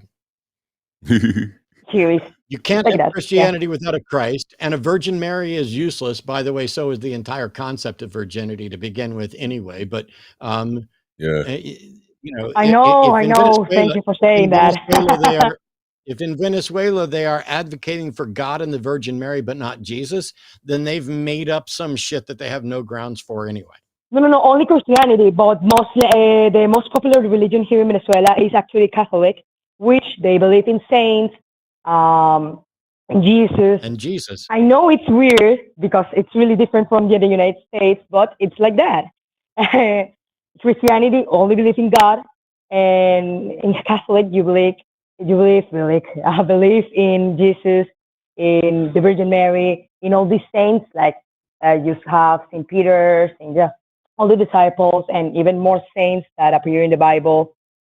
Yeah, it's like that. I know it's weird, but it's like that here. So. Yep. I don't know that I have anything else to add. Nope, this was nice. Oh man, that's how do you get Christianity Well, without Christ? I know it's weird, On that note, but I like gotta let you go. I it would is say like that in Venezuela. keep demonstrating how one can be a good person with a good life, even in the absence of a God or God belief, That's right. and get them to Oh, I'll demonstrate the try. truth It's of their hard because claims. everyone believes in something. Okay, I will try Yeah, because but here most of us everyone believe in believes in things that are something, real. and But being an atheist is actually like really weird. less than 1% of the people, it is an atheist here. I wish I could have like a calling show like you and try to show everyone that atheism is a good thing. Thank you for having me. It was really nice talking to you. Thanks so Thanks much. for hanging out. Take care. Okay. I don't know what to make of this next call. By the way, hey everybody, we're going to be live for the next roughly hour and a half, and at around 5 o'clock, this show is going to end, and we will switch over to a special live edition of The Line Has a Podcast. Jimmy will be on here and able to give more information and stuff, and then after that's over, we'll be back. Not us. As a matter of fact, I'm not quite sure who's going to be on tonight, but there's a Sunday show after dark that's going to start at 7. So you're going to get this show till 5, then a special live episode of The Line As a Podcast, and then at 7 o'clock will be the Sunday show after dark. But here we go. All right. This is a call that I'm confused about. Seth's calling from Tennessee. Pronouns are he, him, and Seth is saying, "I'm calling in regards to prayer. I just need more prayer." I think you might have called the wrong line, Seth, but how can we help? Well, I'm watching you all at the same time as speaking with you. My name is Seth Rogers. Nice to speak with you, Matt. And I hope I don't butcher your name, sir, but Darante? That's it. Darante. I understand with the conversation stuff that you guys were having. And to me, you know, in the United States, we have freedom of religion. So it's our choice if we want to For now. put our faith in something besides our neighbor. Now, I have faith that my neighbors will do the right thing when it comes to protecting them have faith in, and stuff like that. I don't have faith in anything, and I don't think faith is a good thing. But would you stop interrupting me? Faith in your stuff. No, I don't have faith in myself. Seth all right, I'm just gonna wants mute to you. preach. Seth, I already know that we have freedom of religion here in the United States, at least for now. The authoritarian fascists are taking away a lot of other freedoms, and I expect freedom of religion to go by the wayside at some point as well if somebody doesn't stand up for them. So I didn't need to be told that we have this freedom. I agree. We are the ones, the atheists, the secular humanists, we are the ones who are the true advocates of freedom of religion because we afford everyone the right to believe according to the way their conscience dictates and not impose our views on anybody else. But we also stop people from imposing their views on others.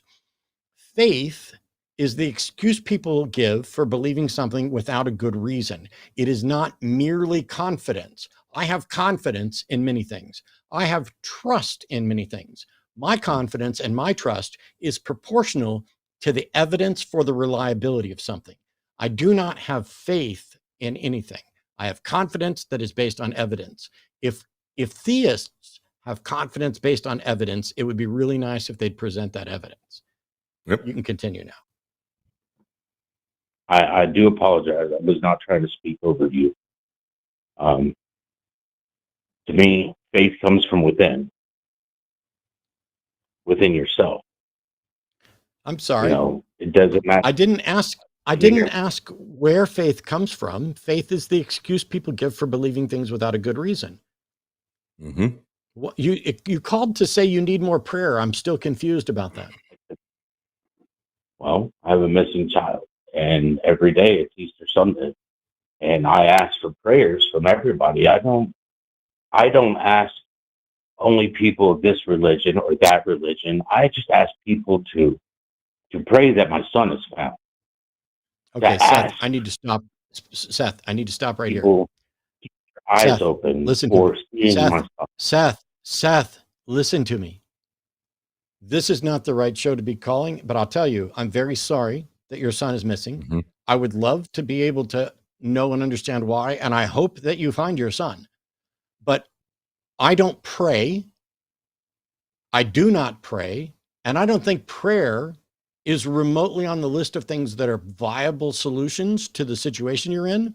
But I don't begrudge you the prayer, and I hope everybody on the planet prays, because either you're going to get your son back in which case you still won't have demonstrated prayer did anything, or you won't, in which case you will have demonstrated prayer failed. I don't care whether prayer works or not. I care about whether or not you get your son back. Are the law enforcement, are investigators looking at this? Because that's a real path to solution. It's been 14 months.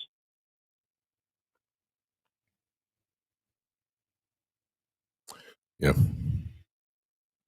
So I think Matt hit the nail on the head. This really isn't the platform for this particular conversation, because this is a very serious and sensitive issue, and anything I say is going to likely make it feel a little worse, like what I'm about to say now, because you're like, well, they've been searching for 14 months and it hasn't worked, but also people have been praying too, and like that hasn't worked, and so that's what Matt is saying, is that as humanists, we feel no need to begrudge you of the prayer. We feel no need to rob you. I don't pray. I haven't prayed in over 10 years. But because we're human and we want people to, feel like they're concerned about and that they're loved, we're not going to be like, oh, no, don't pray. We'd only do that if we believed in the efficacy of prayer and didn't want your son to be found. No, we know that prayer is just like flipping a dime, flipping a coin. It's not going to have any impact. Calling Lucky here socks, to cross say, your I fingers. need more prayers. Yeah. Rabbit, what is it? A rabbit foot? None of it, man, this is a hard one. Hurt. Yeah. I only think that prayer and those other things can hurt if they stop you from actual viable paths. Like if somebody's praying instead of going to a doctor, or praying instead of, seeking an investigator. I don't know the story of what happened with your son. I don't think that prayer is going to be helpful, but I could be wrong. Pray all you want, get everybody you want to pray for you. But whether anybody prays or not, I hope that there are people who are actively looking for your son, and I hope that he's returned. I am. I've got a lot of people that are helping me search for my son as well. But I just had to me, it's about, a sense of loss without knowing. And I was wanting to ask your take on that. So anyhow, you don't pray, and you're an atheist. I believe I'm not trying to insult with any type of words. If I misuse them, I apologize. No, you're fine. But what would you do if your child had been missing? So if I had a kid and my kid went missing, I would contact the authorities. I would work with the authorities. I would contact organizations that specifically seek out. I don't know the circumstances. So, was this possibly an abduction? Was this, some incident or whatever? I would be working with the authorities in every group that I could, and I would be posting flyers and posting message boards. I would be doing whatever I could that had some viable path to, getting my kid back. And you said it's been 14 months. It's been 14 months. My question, another question, because I'm listening. I mean, I was raised Roman Catholic, but I kind of like to think that I think for myself, and I try to put faith in myself before I put faith in anything else. Faith that I will do the right thing, that I will make the right choices, that I am morally focused on the proper thing for me to be successful in life. Because I truly believe that if you can't have faith in yourself to do what is right, then you have no business putting faith in anything. I may, my definition, or, what I put as the word for faith, what it means for me may be different from, say, the Webster Dictionary, or, but you use the word confidence. Well, I'm confident that if I go take a test and I have a study for it, I'm flipping a coin. But I'm also on if I'm going to pass or not. But I'm also confident enough that every time I leave my house with flyers and I'm going to go pass out flyers today, just that little bit of faith in myself putting out those flyers, that may be that one person will see the flyer and have seen my son. And then Yeah, I just hope that's why we make do a that. morally right. It's You know, this is that there's a reason you do that is because there's actual evidence that works. Mhm. I had a friend Yep. once upon a time whose dad had a saying, and it was, I had a headache, I took a prayer and said an aspirin, or I took an aspirin and said a prayer. Wow. And my headache went away. And I'm like, right. yeah. So if I wanted to find something and I put up Like, oh, look, flyers and I said a prayer, if I find it, which of those two is more likely to result in me finding something, praying or putting up flyers? And to me, all of the evidence that putting up flyers is infinitely more useful than prayer. However, the prayer doesn't really cost you a lot other than you're skewing your brain to think that it's more probable than it is.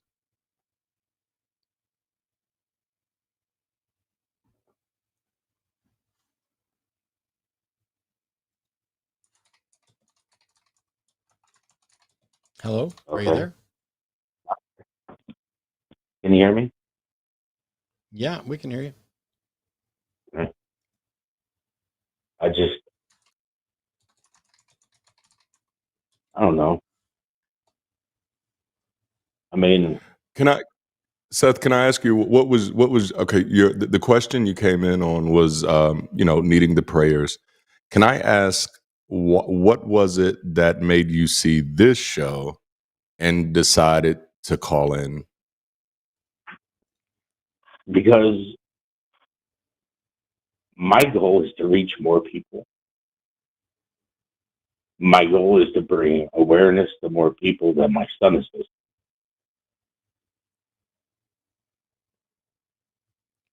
And I'm having a conversation with you, both of you gentlemen, while you have people in your chat that are listening. So I'm hoping that having a conversation with you all about the fact that I do pray that my son is safe, but I put flyers out because I pray that somebody sees the flyer and then sees my son and makes that phone call. The TBI, the FBI,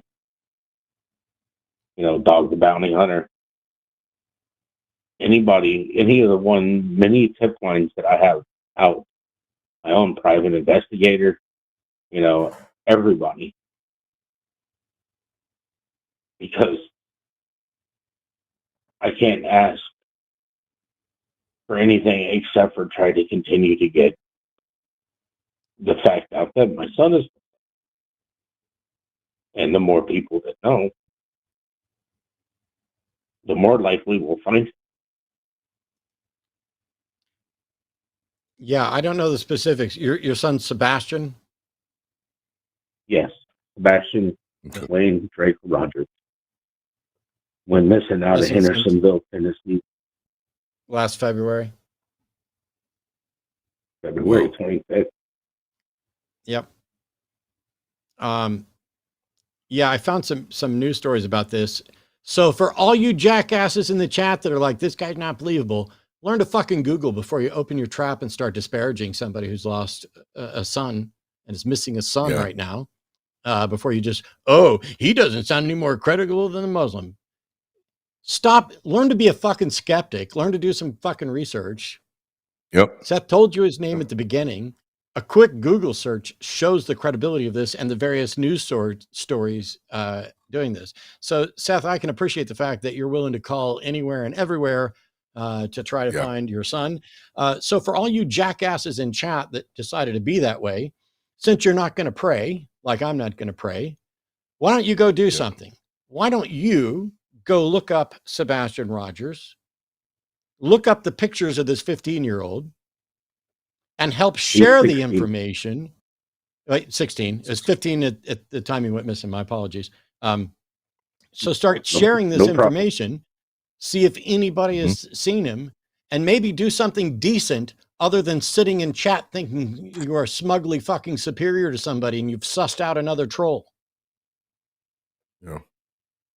So sorry for the people in chat who were shitty. The prayer thing's irrelevant, Seth. You know, I have no use for prayer. I don't think it has any effectiveness, but reaching out to people to say, okay, here's what's happened. I'm willing to reach out to anybody. And if God can't help me, or if God hasn't helped me yet, I'll go to the fucking atheists. I'll go down the street. I'll stand on street corners, whatever it is. I think you are doing whatever you need to do to get your kid back. Absolutely. To me, religion does not matter. You know, I grew up in a time where, you know, it takes one person to have a child, but it takes a village to raise them. Yeah.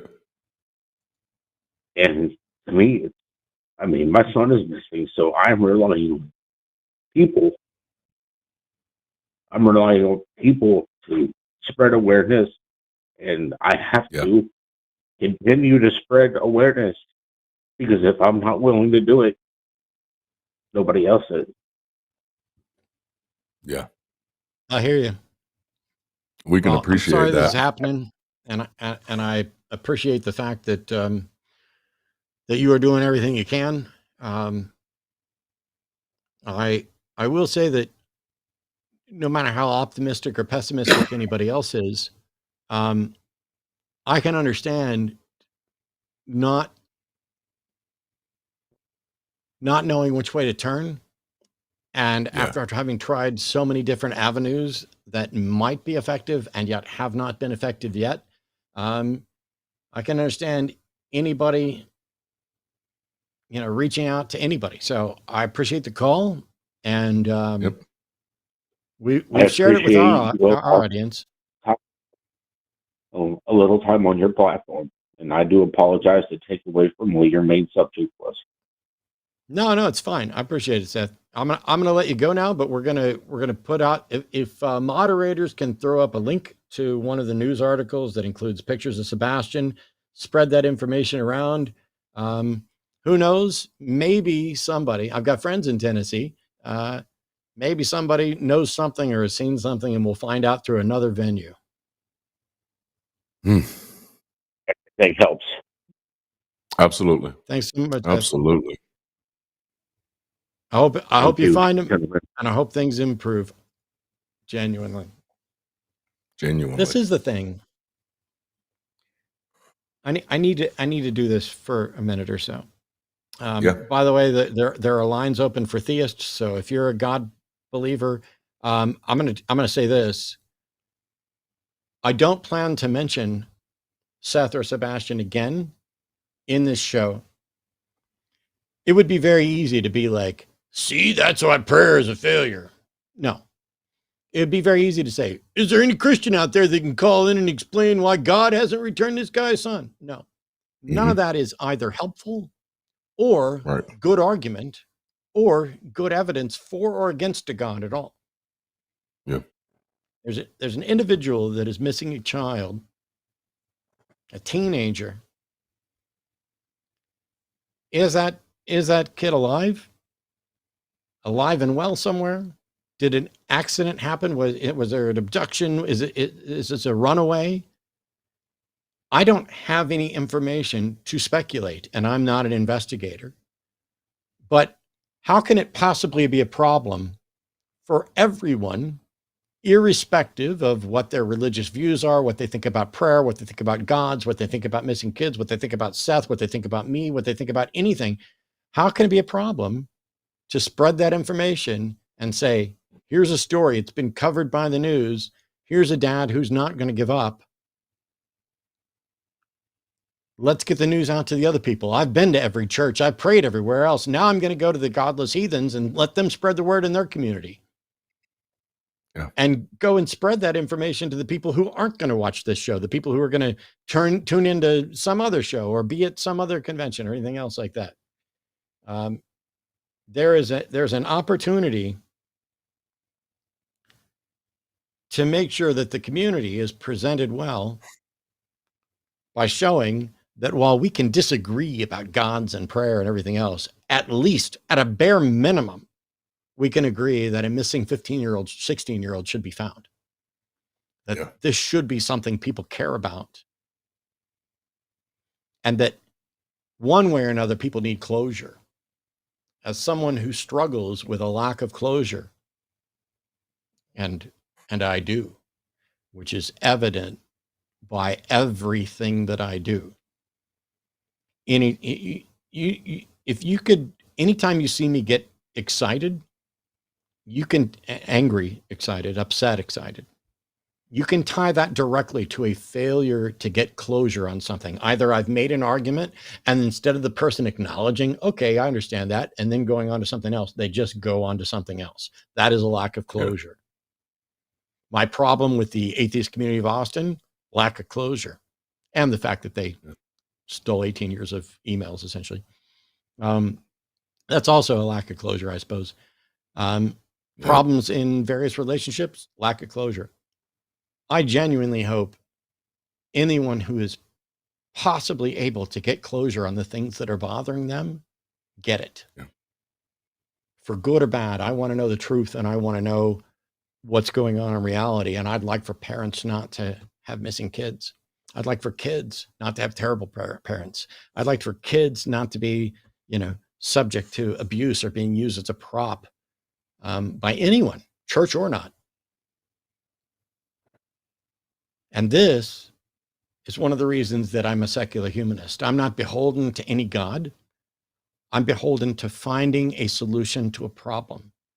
And if it turns out all of the evidence said that the best way to find your kid is to go to a Scientology building and put your hands in an e-meter and ask the universe where your kid was, I know that's not how Scientology works, but if that's what was demonstrably, scientifically the best way, I would be there. And anybody should. To the extent that there's a problem with religion in this regard, it's that it gives people false hope. And by that, I mean hope that they never, ever demonstrate. Not that it is in fact false, but that undemonstrated hope. Hope falsely claimed. And that it inhibits people from seeking out the best methods to make the world better, the best methods to rescue people, the best methods to treat mental illness. All of those things get sidelined when religions pretend to have answers to things. So, man, that's rough. I don't have any kids. I can't even imagine. I mean, I've got a niece and nephew, and if anything happened to them, I mean, I'm not going to pray, but I got no problem with everybody else on the planet praying. I'm not going to pray because if there is a God, what kind of fucking hypocrite am I to be like, oh, I don't believe you're there, but as you are, can you do me this favor? And there's a quote from Hitchens that I will mangle, but it's about the person who's praying for God to do something is the arrogant person who thinks that God's already planned it wrong and needs them to tell him how to do it better. Oh, yes. I know you planned for this, God. I know this was in your plan, but I'd like you to change your plan because my plan's better. Yep. Oh, man, that's genius. Classic, man.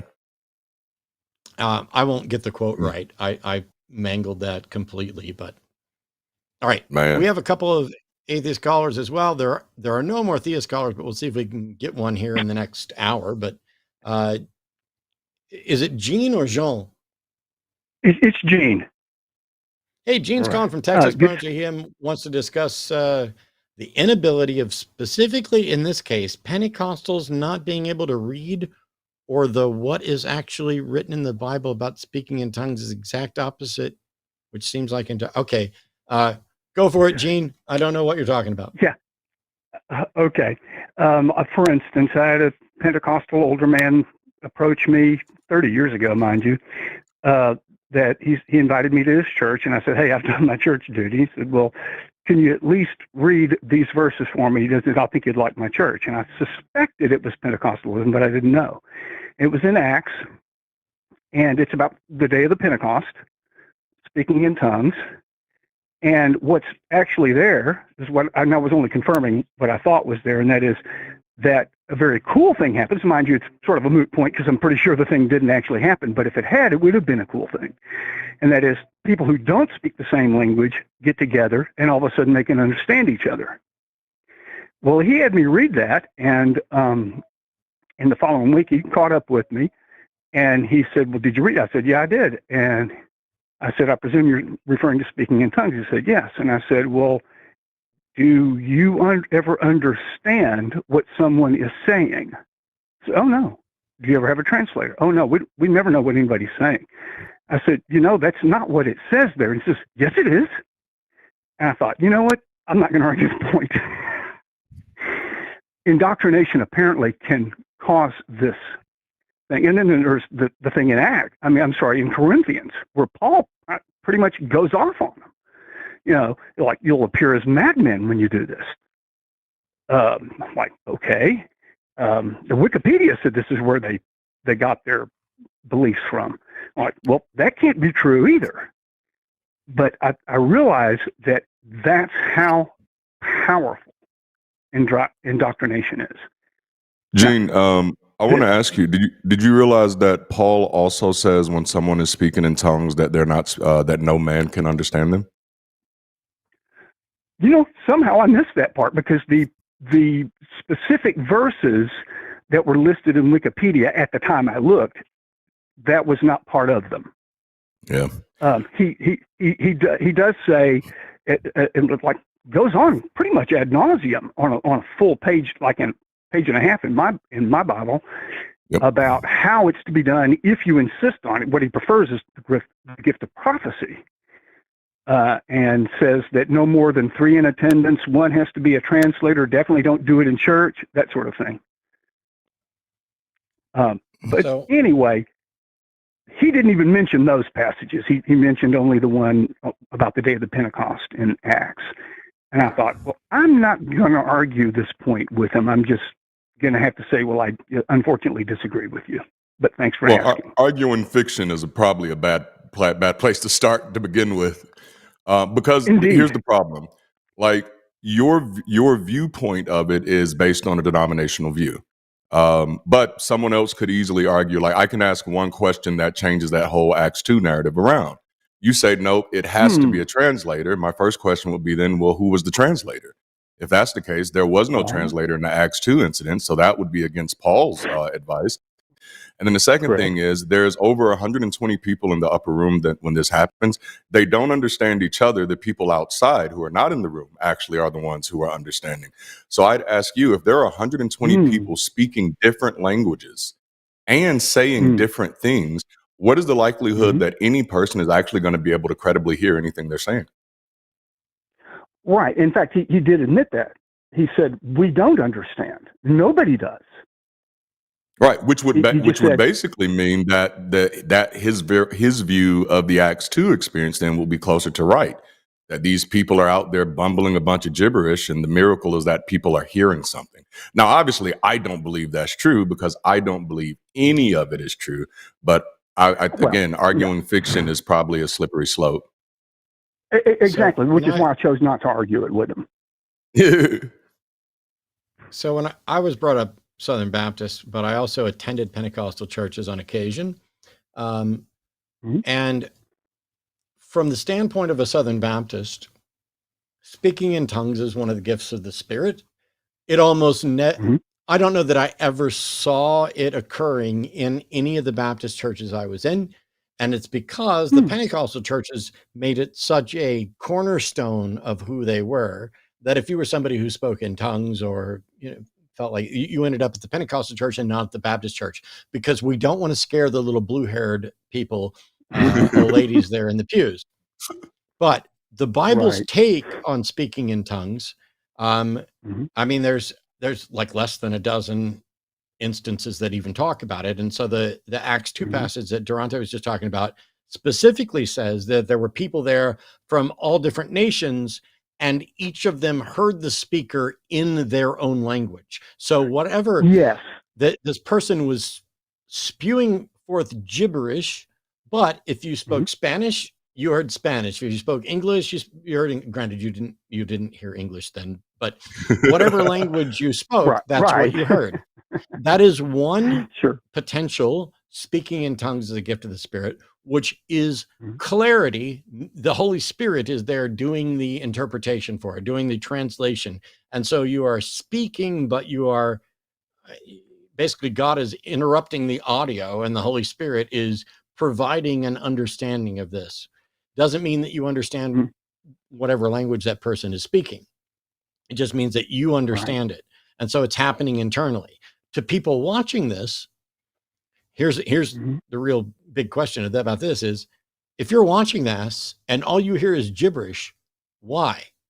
If everybody else is hearing it in their own language and all you hear is gibberish, what language do you speak, and why isn't the Holy Spirit interpreting it in your language? And so this is why Paul is like, hang on, we got to be careful, because while we know that we're understanding each other, or the Holy Spirit is being poured out and we're hearing it, other people think we're lunatics.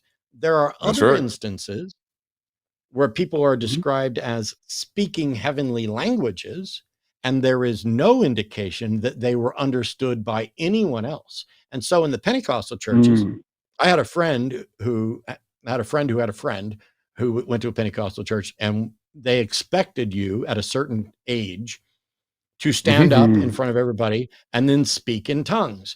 And I don't know how true this is. I can't attest to it. I'm just saying this is the story, and I find it humorous. He looked up the pastor and said, I don't know what to do. And the pastor just said, just fake it. We all do. Now, I don't know if that story is true or not, but how would you tell the difference? How would you know whether or not they're faking it? If it's,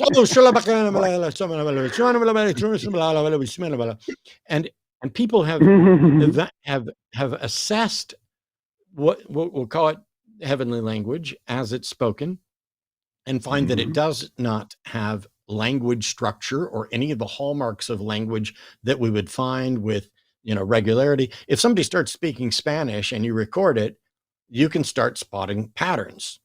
If somebody's speaking English, the word the is going to come up a lot, and you're going to hear the, and all of us, and you're going to see similar things with, various other articles and things like that.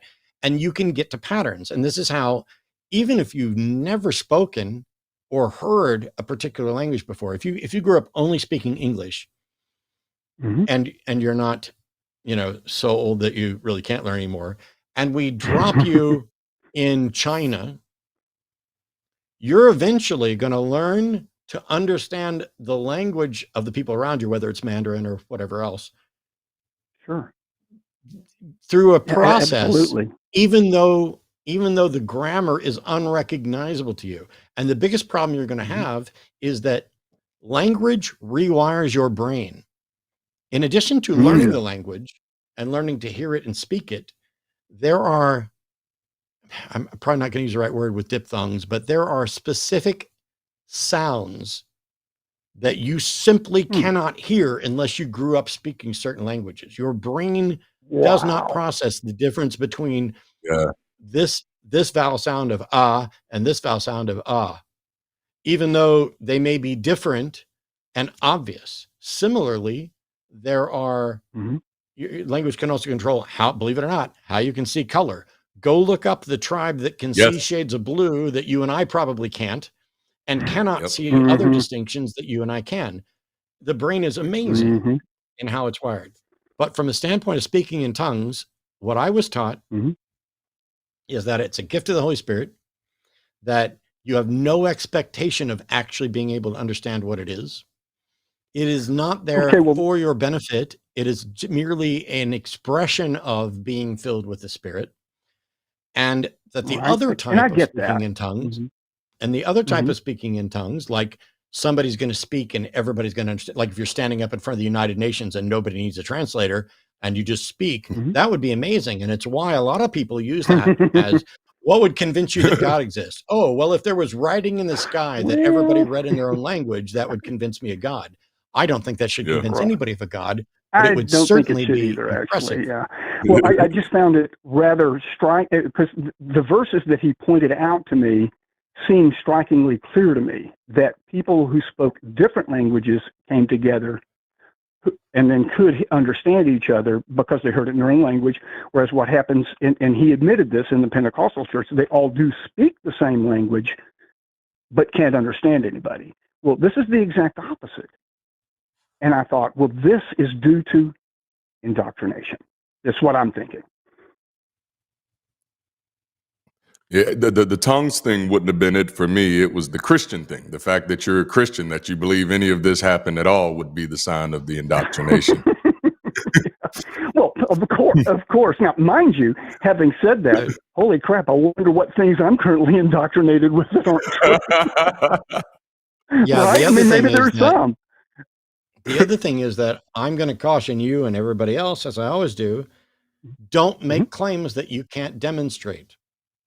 And so Absolutely. I agree that most people believe their religious perspective probably because of indoctrination at some point. But probably, if that's true, if in fact there was a God, then the first person who, well, no, even if there's not a God, whoever believed first was not indoctrinated, correct? Correct. And which means That's a that very good indoctrination point. is not the only path to belief, whether there's a God or not. And it doesn't matter what Absolutely. somebody's path to a God belief was. It only matters, is it true and can they demonstrate it? And so instead of saying, oh, it's all indoctrination, that's very much the same thing as saying, oh, miracles can't happen. How do you know that? Right. How did you show? Right. Yeah. You need to be able, if you can't demonstrate possibility, that's a problem. If you can't demonstrate impossibility, that's a problem. And you shouldn't be asserting impossibility or motives that you can't demonstrate. Right. Yeah. And I totally agree with you. I think that by and large, most of the time, it's indoctrination, but not always. It can't always be that. And so here's the thing. I think I dodged. Yeah, go ahead. Any person comes up to you, any random person comes up to you, how would you tell if theirs is the result of indoctrination or something else? And until you can answer that, be able to. Yeah. That's like, I've said many times, there are people who we know are almost certainly never going to change their mind. They are so entrenched in religion that nothing anybody says is going to make them give it up. And perhaps because they have, secret evidence, whatever. But there are also people who will change their mind. I don't know how to tell the difference between those people, so I'm going to try to change every mind. Yeah, I don't get into that. I try to dodge those.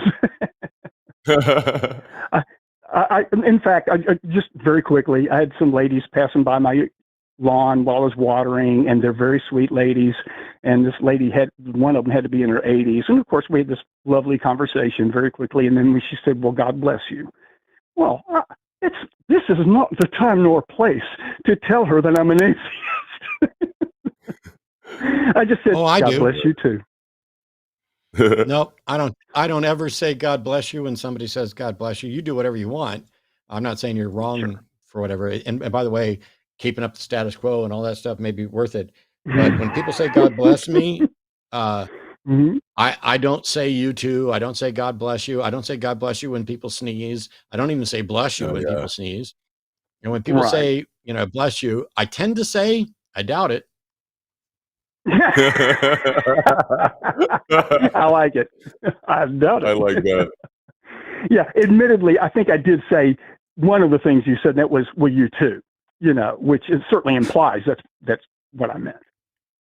Because really, God bless you too. Most of the time when people are saying God bless you, unless it's someone just walking out of church who's feeling high and mighty and wants to try to shove something in your face, they're basically just saying, have a nice day, or I hope your day is, it's nothing more than that.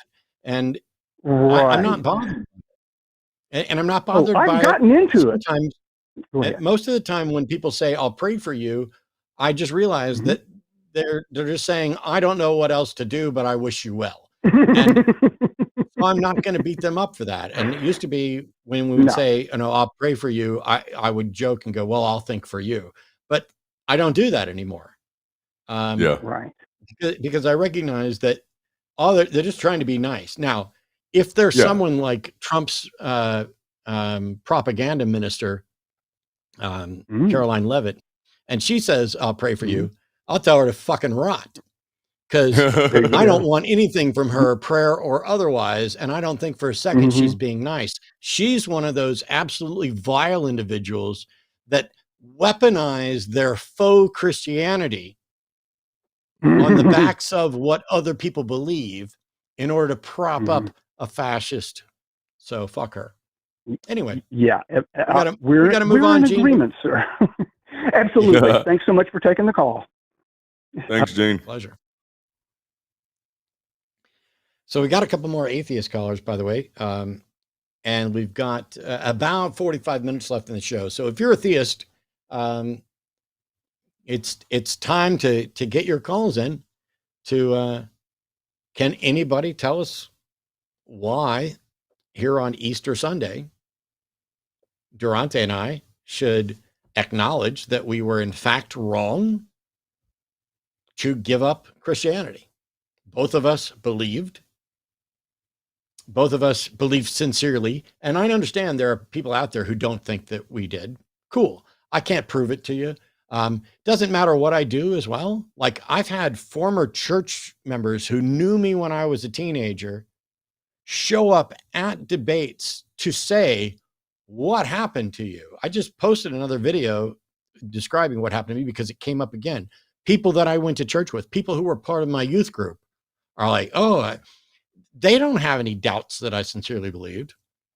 Now, they may retroactively say, oh, well, yeah, he was never actually saved. And yet there are others that say, oh, Matt's still saved. Once saved, always saved. I have a pastor friend who was so convinced that I was a sincere believer that he believes Jesus actually saved me and that I'm still saved while I say, fuck Jesus. Yep. And it is absolutely wild. The hoops that people refuse to jump through in order to justify their beliefs, because they're not jumping through any hoops. They're like, oh, well, you weren't a real believer. Oh, well, you weren't sincere. Oh, well, you did, this. It is every excuse possible because God can't be wrong. And if they're in with God, that means they can't be wrong. Well, let me tell you something, brother. You can be wrong. You are wrong. And every other member of every other denomination of your religion thinks you're wrong. That's right. And until all of you get together and say, here's the rubber stamped correct version of Christianity, you guys look like a fucking clown car pulled up, and one type of Christian after another just keeps strolling out with a cartoon wig and a fuzzy nose going, yep, I believe Jesus was wholly human. I believe Jesus was wholly spiritual. I believe Jesus was human and spiritual. I believe in the Trinity. I'm a premillennialist. I'm a postmillennialist. I don't even know what soteriology means. It's absolutely wild. All right. Justin is calling from Texas. Pronouns are him. Justin's an atheist that wanted to talk about religion in the prison system. Ooh. Oh, okay. I don't know why, but Yeah. okay. Well, I'm a correctional officer at prison, and kind of wanted to pick y'all's brain about it for a minute, just because I have to in that environment 4 days a week, and there's a lot of like the other day, inmates get to go to the chapel, and there's all different kind of varieties of religions in there. And me being an atheist, I'm pretty positive that there are other atheist inmates, but they have no sort of programming for them. Like all the other people that do believe, they get to go to chapel and they get to, they got these programs that they can do. And I was wondering would it be worth it for me to maybe go talk to my warden about, hey, like there's a other group of inmates here that are being left out because they don't have a belief. And would it be beneficial to maybe take time for them too, instead of them just sit in their cell all day or whatnot. and it's just a lot for me too, just because I feel pretty against it too. That even my coworkers, a lot of them believe as well, and so I just kind of wanted to pick y'all brains about it for a second. Like, what do y'all think about it? Like, is it even worth my time to do something like that, or should I just leave it how it is and whatnot? I know what it first comes to my mind, because what you highlight is actually a real opportunity area for secular communities. My concern with, like, if you were to go to the warden and say, is there something else? Because a lot of times, and I know it's not all the time, but a lot of times those religious services are used punitively. And so it just kind of becomes, if you want to enjoy these services, you kind of got to convert, or you got to be in here. But I do think that's a really good opportunity area. And so before going to the warden, what may be worth doing is reaching out to your local community groups in the area, if there are any, if there is a secular community group, and ask them if that's a need they're willing, considering to fulfill, because we do need that. And that would be nice. And that's because I think, and I could be wrong, I think that would actually be how that would have to be facilitated. In order for them to get that type of access into that time, there would have to be a group or a dedicated secular chaplain that's willing to come in there and give that. And then I think as long as if there's a group that's organized and willing to do that, they can't stop them from doing it. But unfortunately, that's just not something right now we really organize to do. But that is a good opportunity area.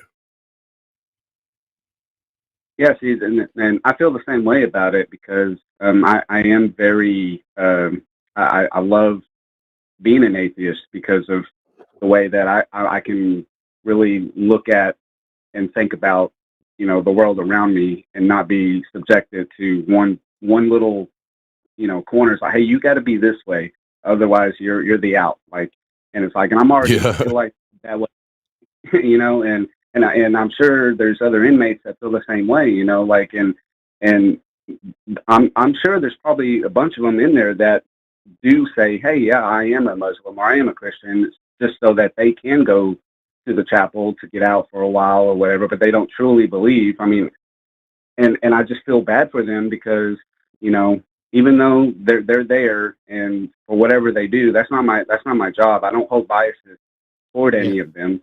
And if there's some sort of program that could be beneficial, a secular program, or something like that, I think it'd be really important, because that might help them along their journey in their life, try to be better, and if they get out eventually, and whatnot. You know what I'm saying? I have some thoughts. I appreciate the fact that you called, but I think you need to reach out to the American Humanist Association, American Atheists, and possibly the Freedom from Religion Foundation. And there are people there who are aware of this problem. First of all, this isn't just a problem in the prison system. This is also a problem in the military with regard to chaplaincy stuff. And so exactly what you're describing is something that I experienced while I was in the Navy. Now, when I was there, I came in as a believer. I left as I was a believer, but I didn't care and wasn't practicing. And part of that was because services in the military, in the Navy, were not suitable. They end up being so watered down that a Southern Baptist kid like myself at the time would not have gone to that milquetoast, let's not offend anybody, let's try and be some Presbymethodist Protestantian or whatever. It's blend enough as much stuff. It just wasn't biblical. And so I didn't go. But what we know is some people went because basically you get Sunday morning off. And how many of them actually believed? Who knows? Who cares? What should really be happening is everybody should get some period of time off. If you want to do it Saturday, if you're Jewish, if you want to do it Sunday, if you're a Christian, if you want to do it on Friday because you're part of some other religion or whatever else, we should have whatever that time set aside is. But if you reach out to those organizations, my first response to you is when you're like, oh, should I go talk to the warden? I was like, do you like your fucking job? Because genuinely that type of stuff could result in consequences, depending on, I don't know your warden, but it's much better to have an outside organization do it, because what can then happen is if they can say, we'd like to start a secular fellowship meeting. We'd like to start a secular discussion group, or a humanist support group, or anything along those lines. And they can say, oh, well, we don't know how to facilitate that or anything else. It's very easy for those organizations to say, oh, that's great. We can provide you with resources. This is not going to add much of anything to anyone. And it's going to make life better for any of the individuals in there who are not part of a particular religion. This isn't just for atheists. This is, advocating for humanist principles. They can outline what the humanist principles are and then say, if you don't want to, if this is something you're not ready to do yet, because you're worried about the cost, you can reach out to the guards and other employees to see how many of them might also not be a part of a religion that might, be willing to sit in and participate with this or whatever else. There are ways to move forward that way that don't put you at risk immediately just because you're trying to be nice and inclusive. Yep. Yeah, that makes total sense. Total sense. Yeah. Well, I don't have anything guys, else on that other than reach out to those organizations. And by the way, thank you. Because even if nobody ever shows up, making things available to people who feel ostracized, especially when you're in something like where you are confined and limited, like if you're on deployment, if you're on a ship out in the middle of the ocean for 6 months, or if you are in prison for, a year, 2 years, 10 years, whatever, anything that can make you feel a sense of community and less alone has almost certainly got to be helpful for the morale of the individual. And on the off chance that we're talking about somebody who gets out, instilling in them humanist values can go a long way. I would love to know whether or not that actually reduces recidivism. When you look at, for example, Christianity, there's people who do prison ministries all the time, and they're like, oh, and then people get out because Jesus changes them. No. People get out because they sit in front of their parole board and they say, I was a terrible person. I went and did drugs and I did this and I killed somebody and all this stuff. But after I got in here, Jesus made himself known to me and saved me and has filled my life and is in my heart and has guided me. And I want to go make amends for what I've done. I want to help change the world for the better. I want to find young kids like me and let them know you don't have to go down this path because there was a risen Savior. Hallelujah, Merry Christmas and Happy New Year and Easter. And then they get paroled. And it doesn't matter whether what they said was true, because you can't get into somebody's head. And I would love to see what the recidivism rates are for people who get out because they professed Christianity versus the recidivism rates for people who get out while learning about humanism. They may both be terrible.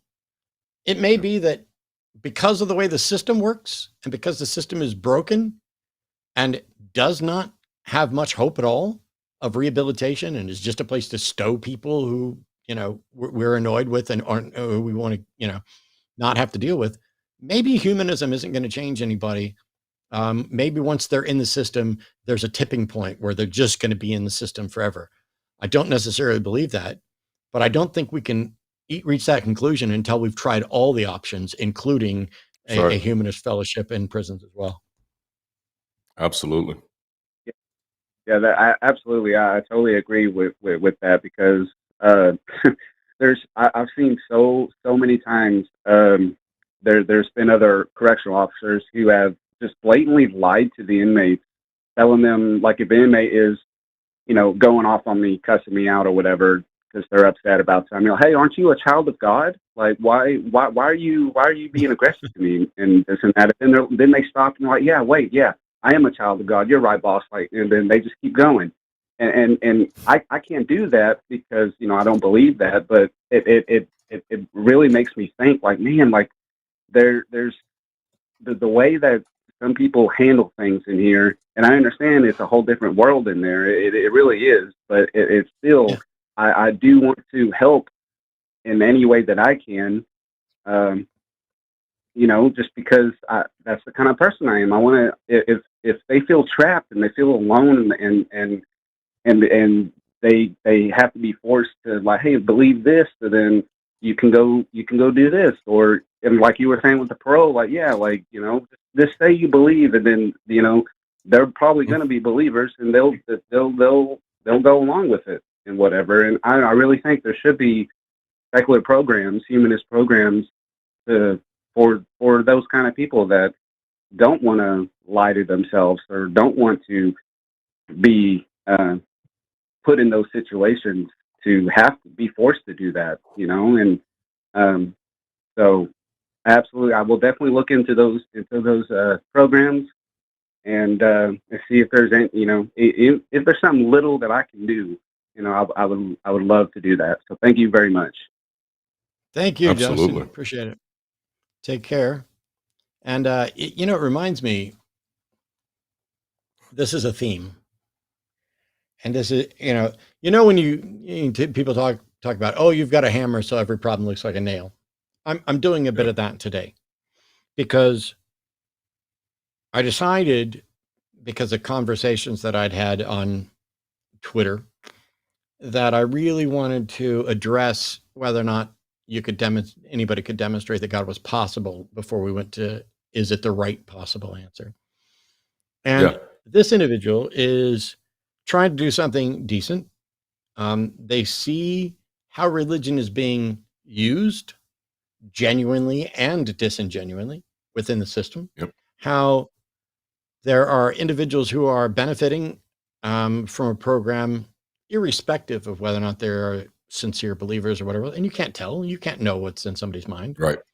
And it reminded me when I was first an atheist, and I live in Austin, Texas. And Austin, Texas has a massive homeless population because the weather is nice. If you are stuck living outside underneath an overpass, you'd rather do it in Austin than Minneapolis, St. Paul. Just a fact.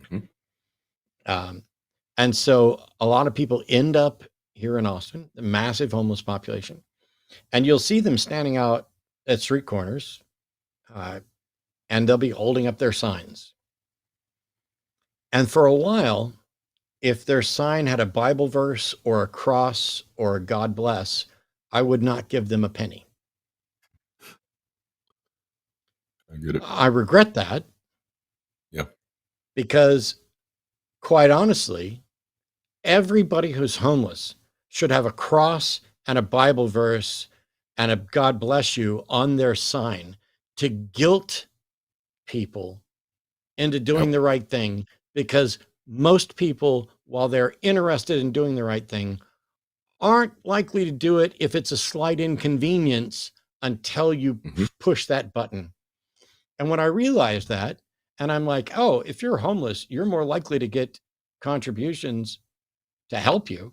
If you, Jesus loves you, have a nice day. You don't even have to say homeless, need money, anything else. You could stand on a corner and just smile at people and hold up a sign that says, Jesus loves you, tips welcome.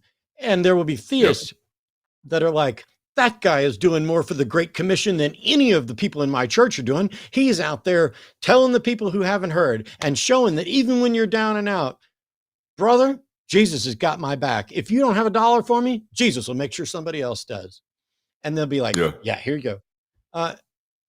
And it reminds me that when Ayaan Hirsi Ali left Islam and began participating with the broader atheist and skeptic or secular movement, this was heralded as, oh, she's a champion. And then, of course, she ended up in right-wing think tanks and is now a Christian. But she's not a Christian because she said, hey, I found the truth. It was, Christianity is a more useful ally in my fight against Islam than atheism in the secular community was. That she said something along those lines. I remember Dawkins even called her out for it. And similarly, the individual I was talking about this morning, acknowledged at some point. I don't have the tweet, but I'm not going to go into the name or anything else, because if he wants to have a conversation, I'm open to that. But he said something along the lines of, this is a faith-based position. I have no idea what his motivations are. I don't know if he became convinced of the truth or if he became convinced that this is the club I want to join. But in Ayan's case, it was very clear she was joining a new club. This is the club that is preferable for me. And I understand that. And I know that there are people who are in positions where they absolutely should do that, because that's probably the best thing given their situation to keep their life from getting worse.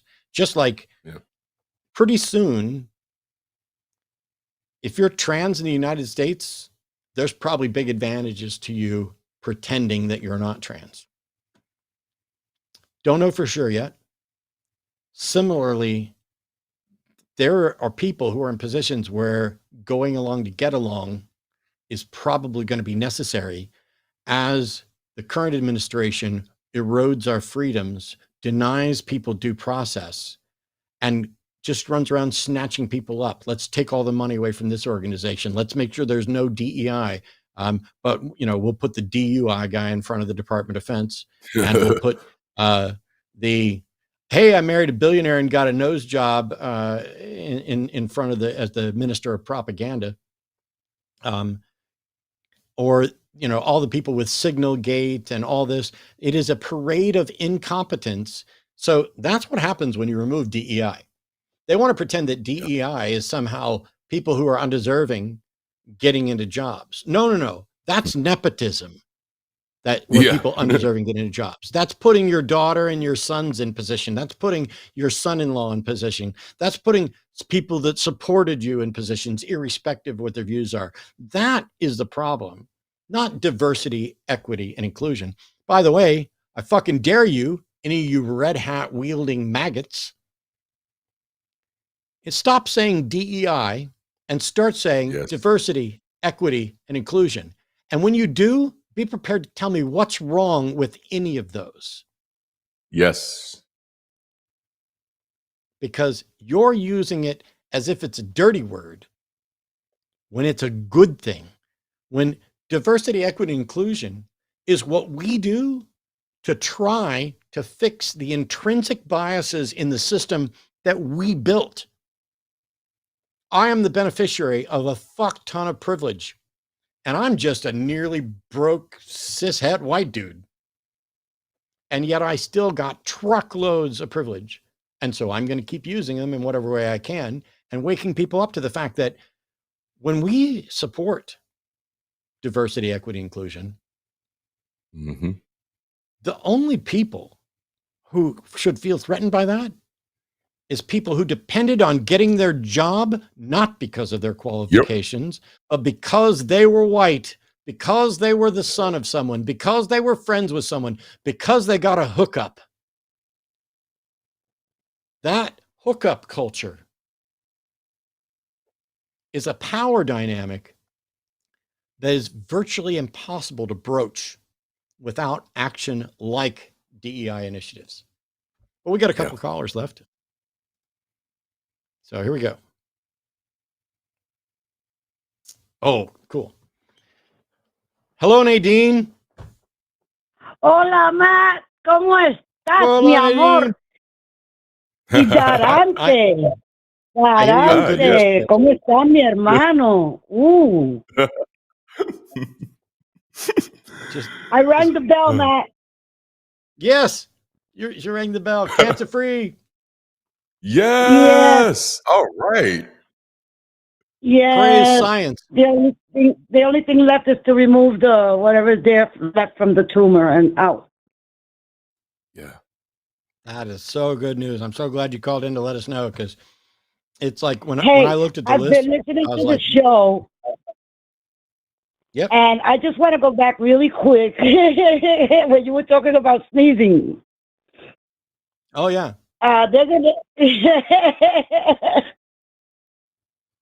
Hello? Yeah, you're here. Okay. I couldn't hear you for a second. We were talking about sneezing, and you would say, you don't say God bless you, you don't say, I'm Puerto Rican. So it's like in the culture when you meet an adult or a friend that's close to the family or not an uncle, you ask for your blessing, la bendición. But also when somebody sneezes, they say Dios te bendiga, God bless you. Okay. Yeah. But then I'm a musician and I've traveled a lot to Latin American countries. I really think that's a Puerto Rican thing. And in most of those countries, the majority of the people, when you sneeze, they say salud, which means health. Salud. Yep. Yeah, the salute comes. So there's a number of different Latin languages. Spanish, Italian, etc., are both Latin languages. They both derive from Latin, and I love it because the example that we came up with ages ago was the Latin Spaniduck, which is at no point did a Latin-speaking mother give birth to a Spanish-speaking child, and yet Spanish still resulted from Latin. It's just it changed, and at some point we drew a line and said, okay, from now on, this version of Latin is now Spanish, and this version of Latin is now Italian. And we do the same thing. That's just a really good, kind of take on evolution. But this, I forgot where I was going. Oh, yes. Depending on where it originates, you might get salute. You might get other common statements that don't bother me at all. Vaya con Dios, I remember Neil deGrasse Tyson. I was talking to him about when he wasn't using the atheist label. I think he's since used it. But he was saying, that he told some astronauts basically, go with God. And some atheists ripped into him for using that sentence. Let me be very clear. I'm an atheist. I don't say God bless you or bless you when somebody sneezes. But if you're an atheist and you do, big fucking deal. I'm not going to rip into you for that. That sort of thing has become so cultural. You are not propping up and enabling Christianity by saying vaya con Dios. You're not propping up or enabling any God by saying bless you. You're just you're vomiting forth the accepted placeholder phrase for, wow, that was weird. As a matter of fact, Penn Jillette taught his kids to say, when somebody sneezes, they say, that's funny, which it is, because sneezes are funny. You don't want to hear me sneezing. My grandkids go nuts. Because I sneeze back to back like 10 times. Yes. Oh my God, Nadine, you're just like my grandma. My grandma on my mom's side. Her name was Irene, and when she sneezed, I'm going to do an imitation of her because she had this cute little toy poodle that would dance. Like she'd sit there and she'd go deedly deedly deedly deedly, and the dog would dance. But whenever my grandma sneezed, she sneezed like this. And as soon as she started, everybody would turn to look at her chair, and all of us kids on the ground would turn around and look at her, and we'd start counting because she'd go, achoo, achoo, achoo, achoo, achoo. That's how I sneeze. Yes. Wow. And we laughed so hard. Yeah, we laughed so hard. That's awesome. Funny. Thank you. And that's about 10 or 15 times. And congrats on ringing the bell. I've got to move on because we've got a couple calls to get to, and then Jimmy's going to do a show. Yes, my baby. I just wanted to let you know. Oh, happy 420. I've been puffing if you got it. If you got it. Love you guys. I will catch up with you later. It was nice meeting you, even though it was on the phone. And Matt, you know how much I love you. I do. I'm so happy for you, Nadine. Thanks so much. And thanks so much for the memory. My grandma, that sneezing was just, I just remember sitting there and we'd look at each other and it'd be like, oh boy, it's starting. How many we're going to do? And if it was like less than 6, we'd all look at each other like disappointed. Like, what the hell's wrong with grandma? It's normally like 11, 13 or something. I don't remember what the Man, y'all should have been taking bets. I thought that was the type of family where they were taking bets, but just not on that. All right, so we got a couple of calls left real quick. Eric's calling from Colorado, pronouns are EM. Interested in the host distinction or ideas about the distinction between religion and ethnicity specifically. I'm a secular Jew and wondering what they think about the idea. Am I religious? Hey, Eric, how are you? Welcome to the show. Good. That was a good encapsulation of what my ideas were, and on a completely different subject. In many people in Spain, instead of salud, they will say Jesus. Essentially Jesus. And so when I was learning Spanish from my sister-in-law from Madrid, we didn't like that so much. But my question is, what are your thoughts on Jews who identify as secular, even atheists, but are very much into their Judaism as an ethnicity, even to the degree that we are practicing rituals which on their face are very religious and based in religious belief, which in fact we don't actually believe in. Yep. I've spoken about this before. I used to have a co-host that was a secular Jew that still went to temple and would still rise up on her toes when, talking about God. I was never Jewish, but so here's my take. Jewishness to me is two separate things. One is the cultural, identity that passes along the matriarchal line. You're Jewish if your mom was Jewish. And they are the ones that defined that, to my understanding. It's not like I'm imposing that. It's just that's the cultural heritage thing. Then there's Jewish. No, that's right. You're right about that. Yeah. Then there's Jewish with regard to the religion. And in there you've got, conservative Jews, Reformed Jews, Hasidic Jews, etc.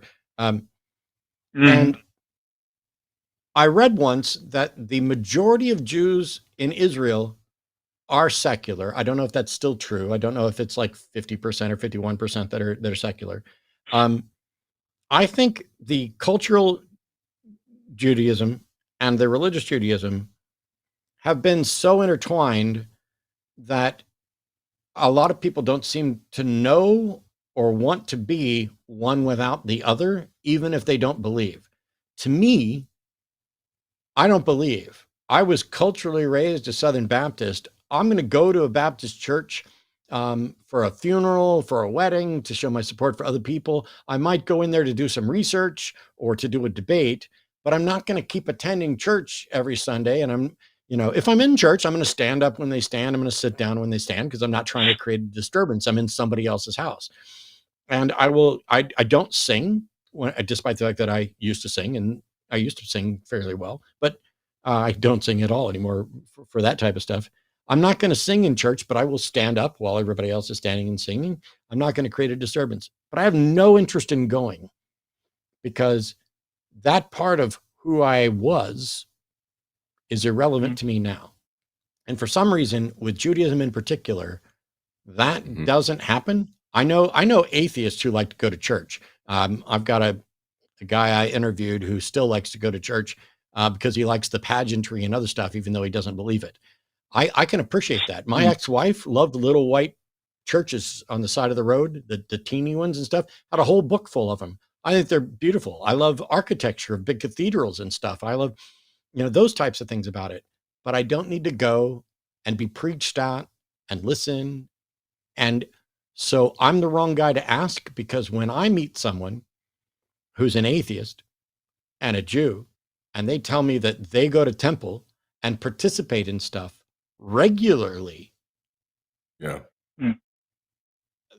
I cannot process that. And I'm just going to say that I probably can't process it because I'm not Jewish. There's something about the culture that makes that okay. Whereas if I were Jewish and atheist, I can't say what I do because obviously I'm not there, but I would like to think there's no fucking way I'd be going to temple. Yeah. Well, that's interesting. There's an out in the sense, and I won't belabor this. There is an out in the sense that Sherman Wine, a rabbi in the late 50s to the 70s, developed an offshoot of Reform Judaism called humanistic Judaism, and he wrote a very famous book called "Good Without God." I've spoken at a humanistic. So there's an. Okay. So there's an. there's an out there in the sense that I can do blessings over candles and wine and so forth, and not have to utter the word God or Adonai or anything like that at any point.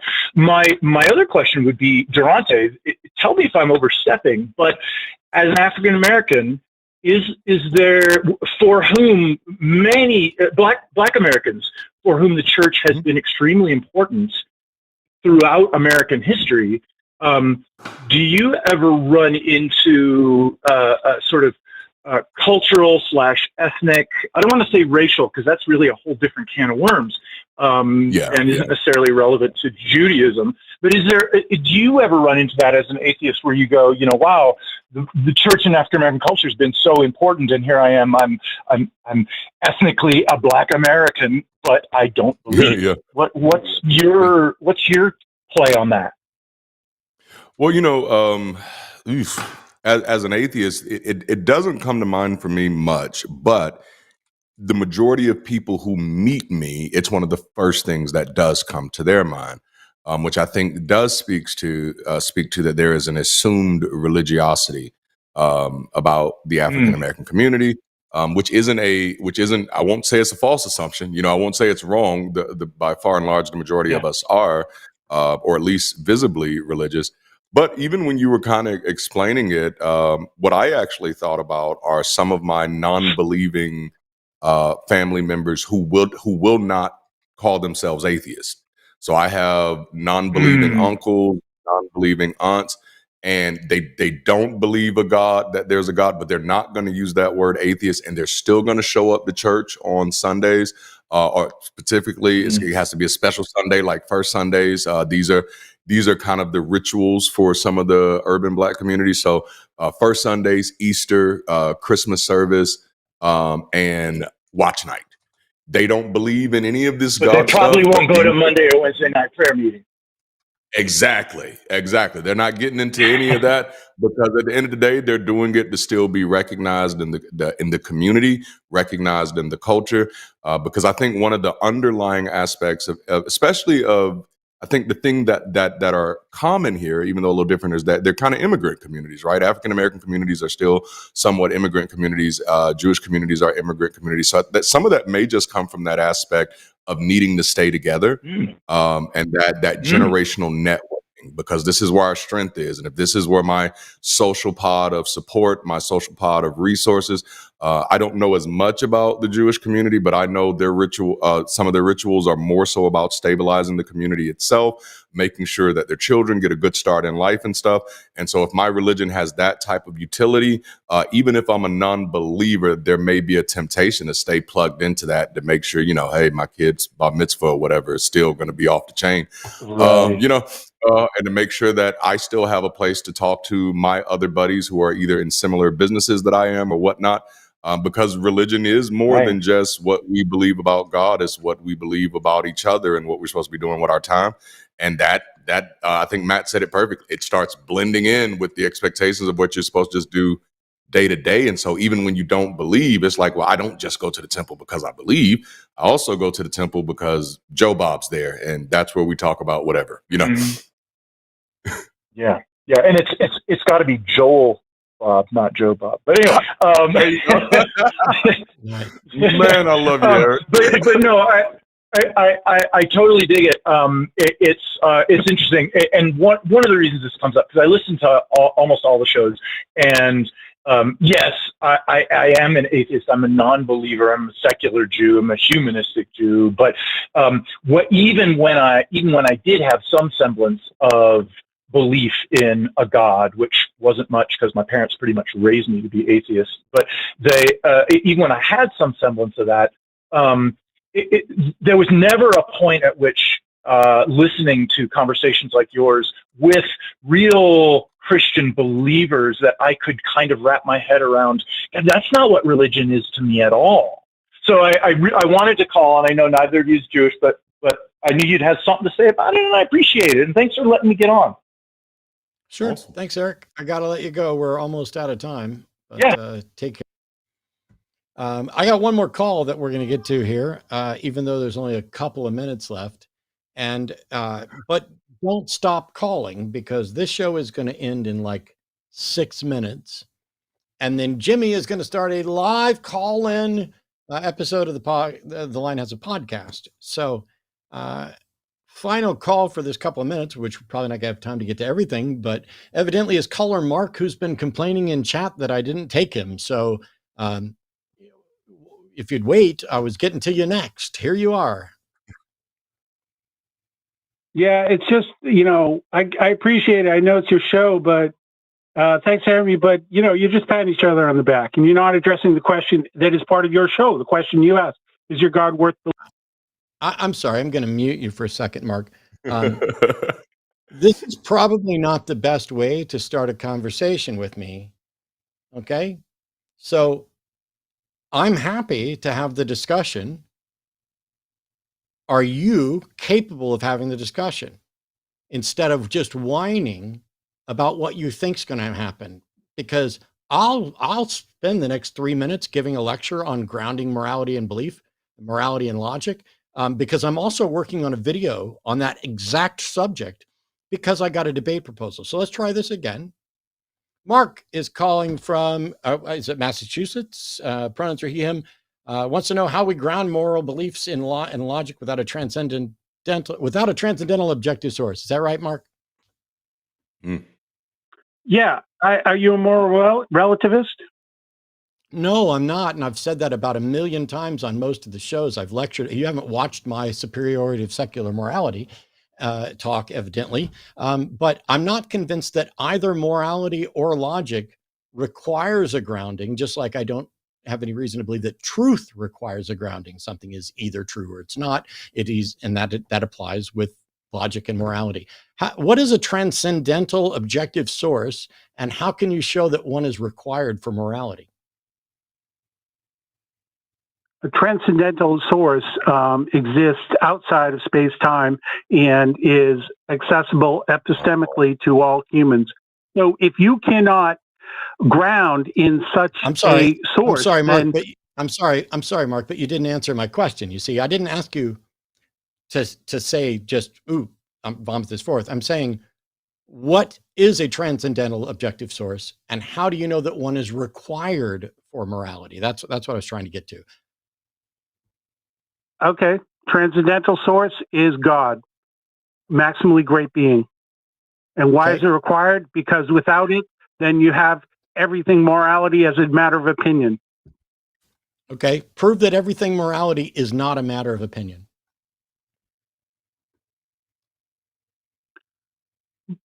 Prove that it is? Okay, yes. We have a transcendental source of truth of God. No, Mark, you're not understanding. You said without God, morals are just opinions. And I said, okay, prove that morals are not just opinions.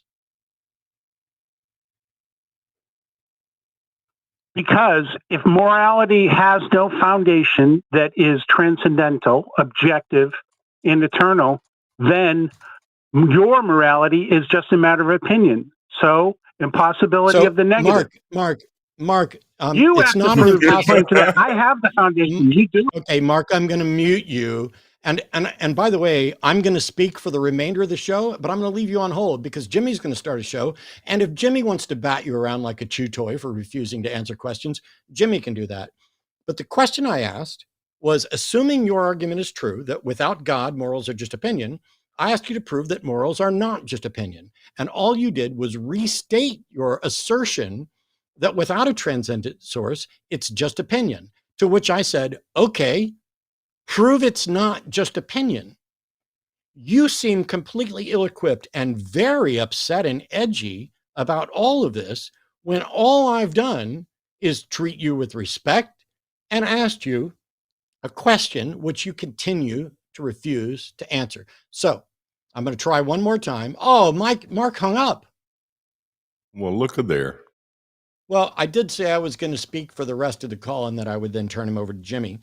So evidently, Mark's a little scaredy cat Jimmy is evidently much more intimidating than either myself or Darante. Here's the short version, because I've got a hard stop in like a minute and some change. The people on my Twitch stream already know this. There was a gentleman that wants to do a debate with me. He's applied for debates, but didn't get an answer. And He basically wrote in to present an argument that was rooted in the notion that morality and logic needs a grounding, and that the only possible grounding for this is God. Kind of what this caller's doing, only the person who emailed me, instead of being an obnoxious, butthurt, whiny little shit, actually put forth premise 1, premise 2, premise 3, conclusion. And that allowed me to go through and analyze it. And so there's a video that's coming out in a week or so. Whether or not we wind up having a debate, that video will go into detail on, does something need a grounding? What are possible groundings? How should we look at this? But I don't have time for any of that today, because it's time for the Live Line Has a Podcast. So Darante, Lamar, happy fucking Easter, man. Thank you so much for joining me today. And thank you to Morgan for producing, to all of our moderators and everyone involved with hosting the show and making sure things go well. And thank you to all the callers. Congratulations to Nadine and Mark. You gotta chill. You gotta come in without poisoning the well against you, or you're never, ever, ever going to be able to even make a convincing argument. And that requires you to listen and answer the question that was asked, because you're very confused on this subject, but we can help if you'll start listening. Patreon.com/calltheline.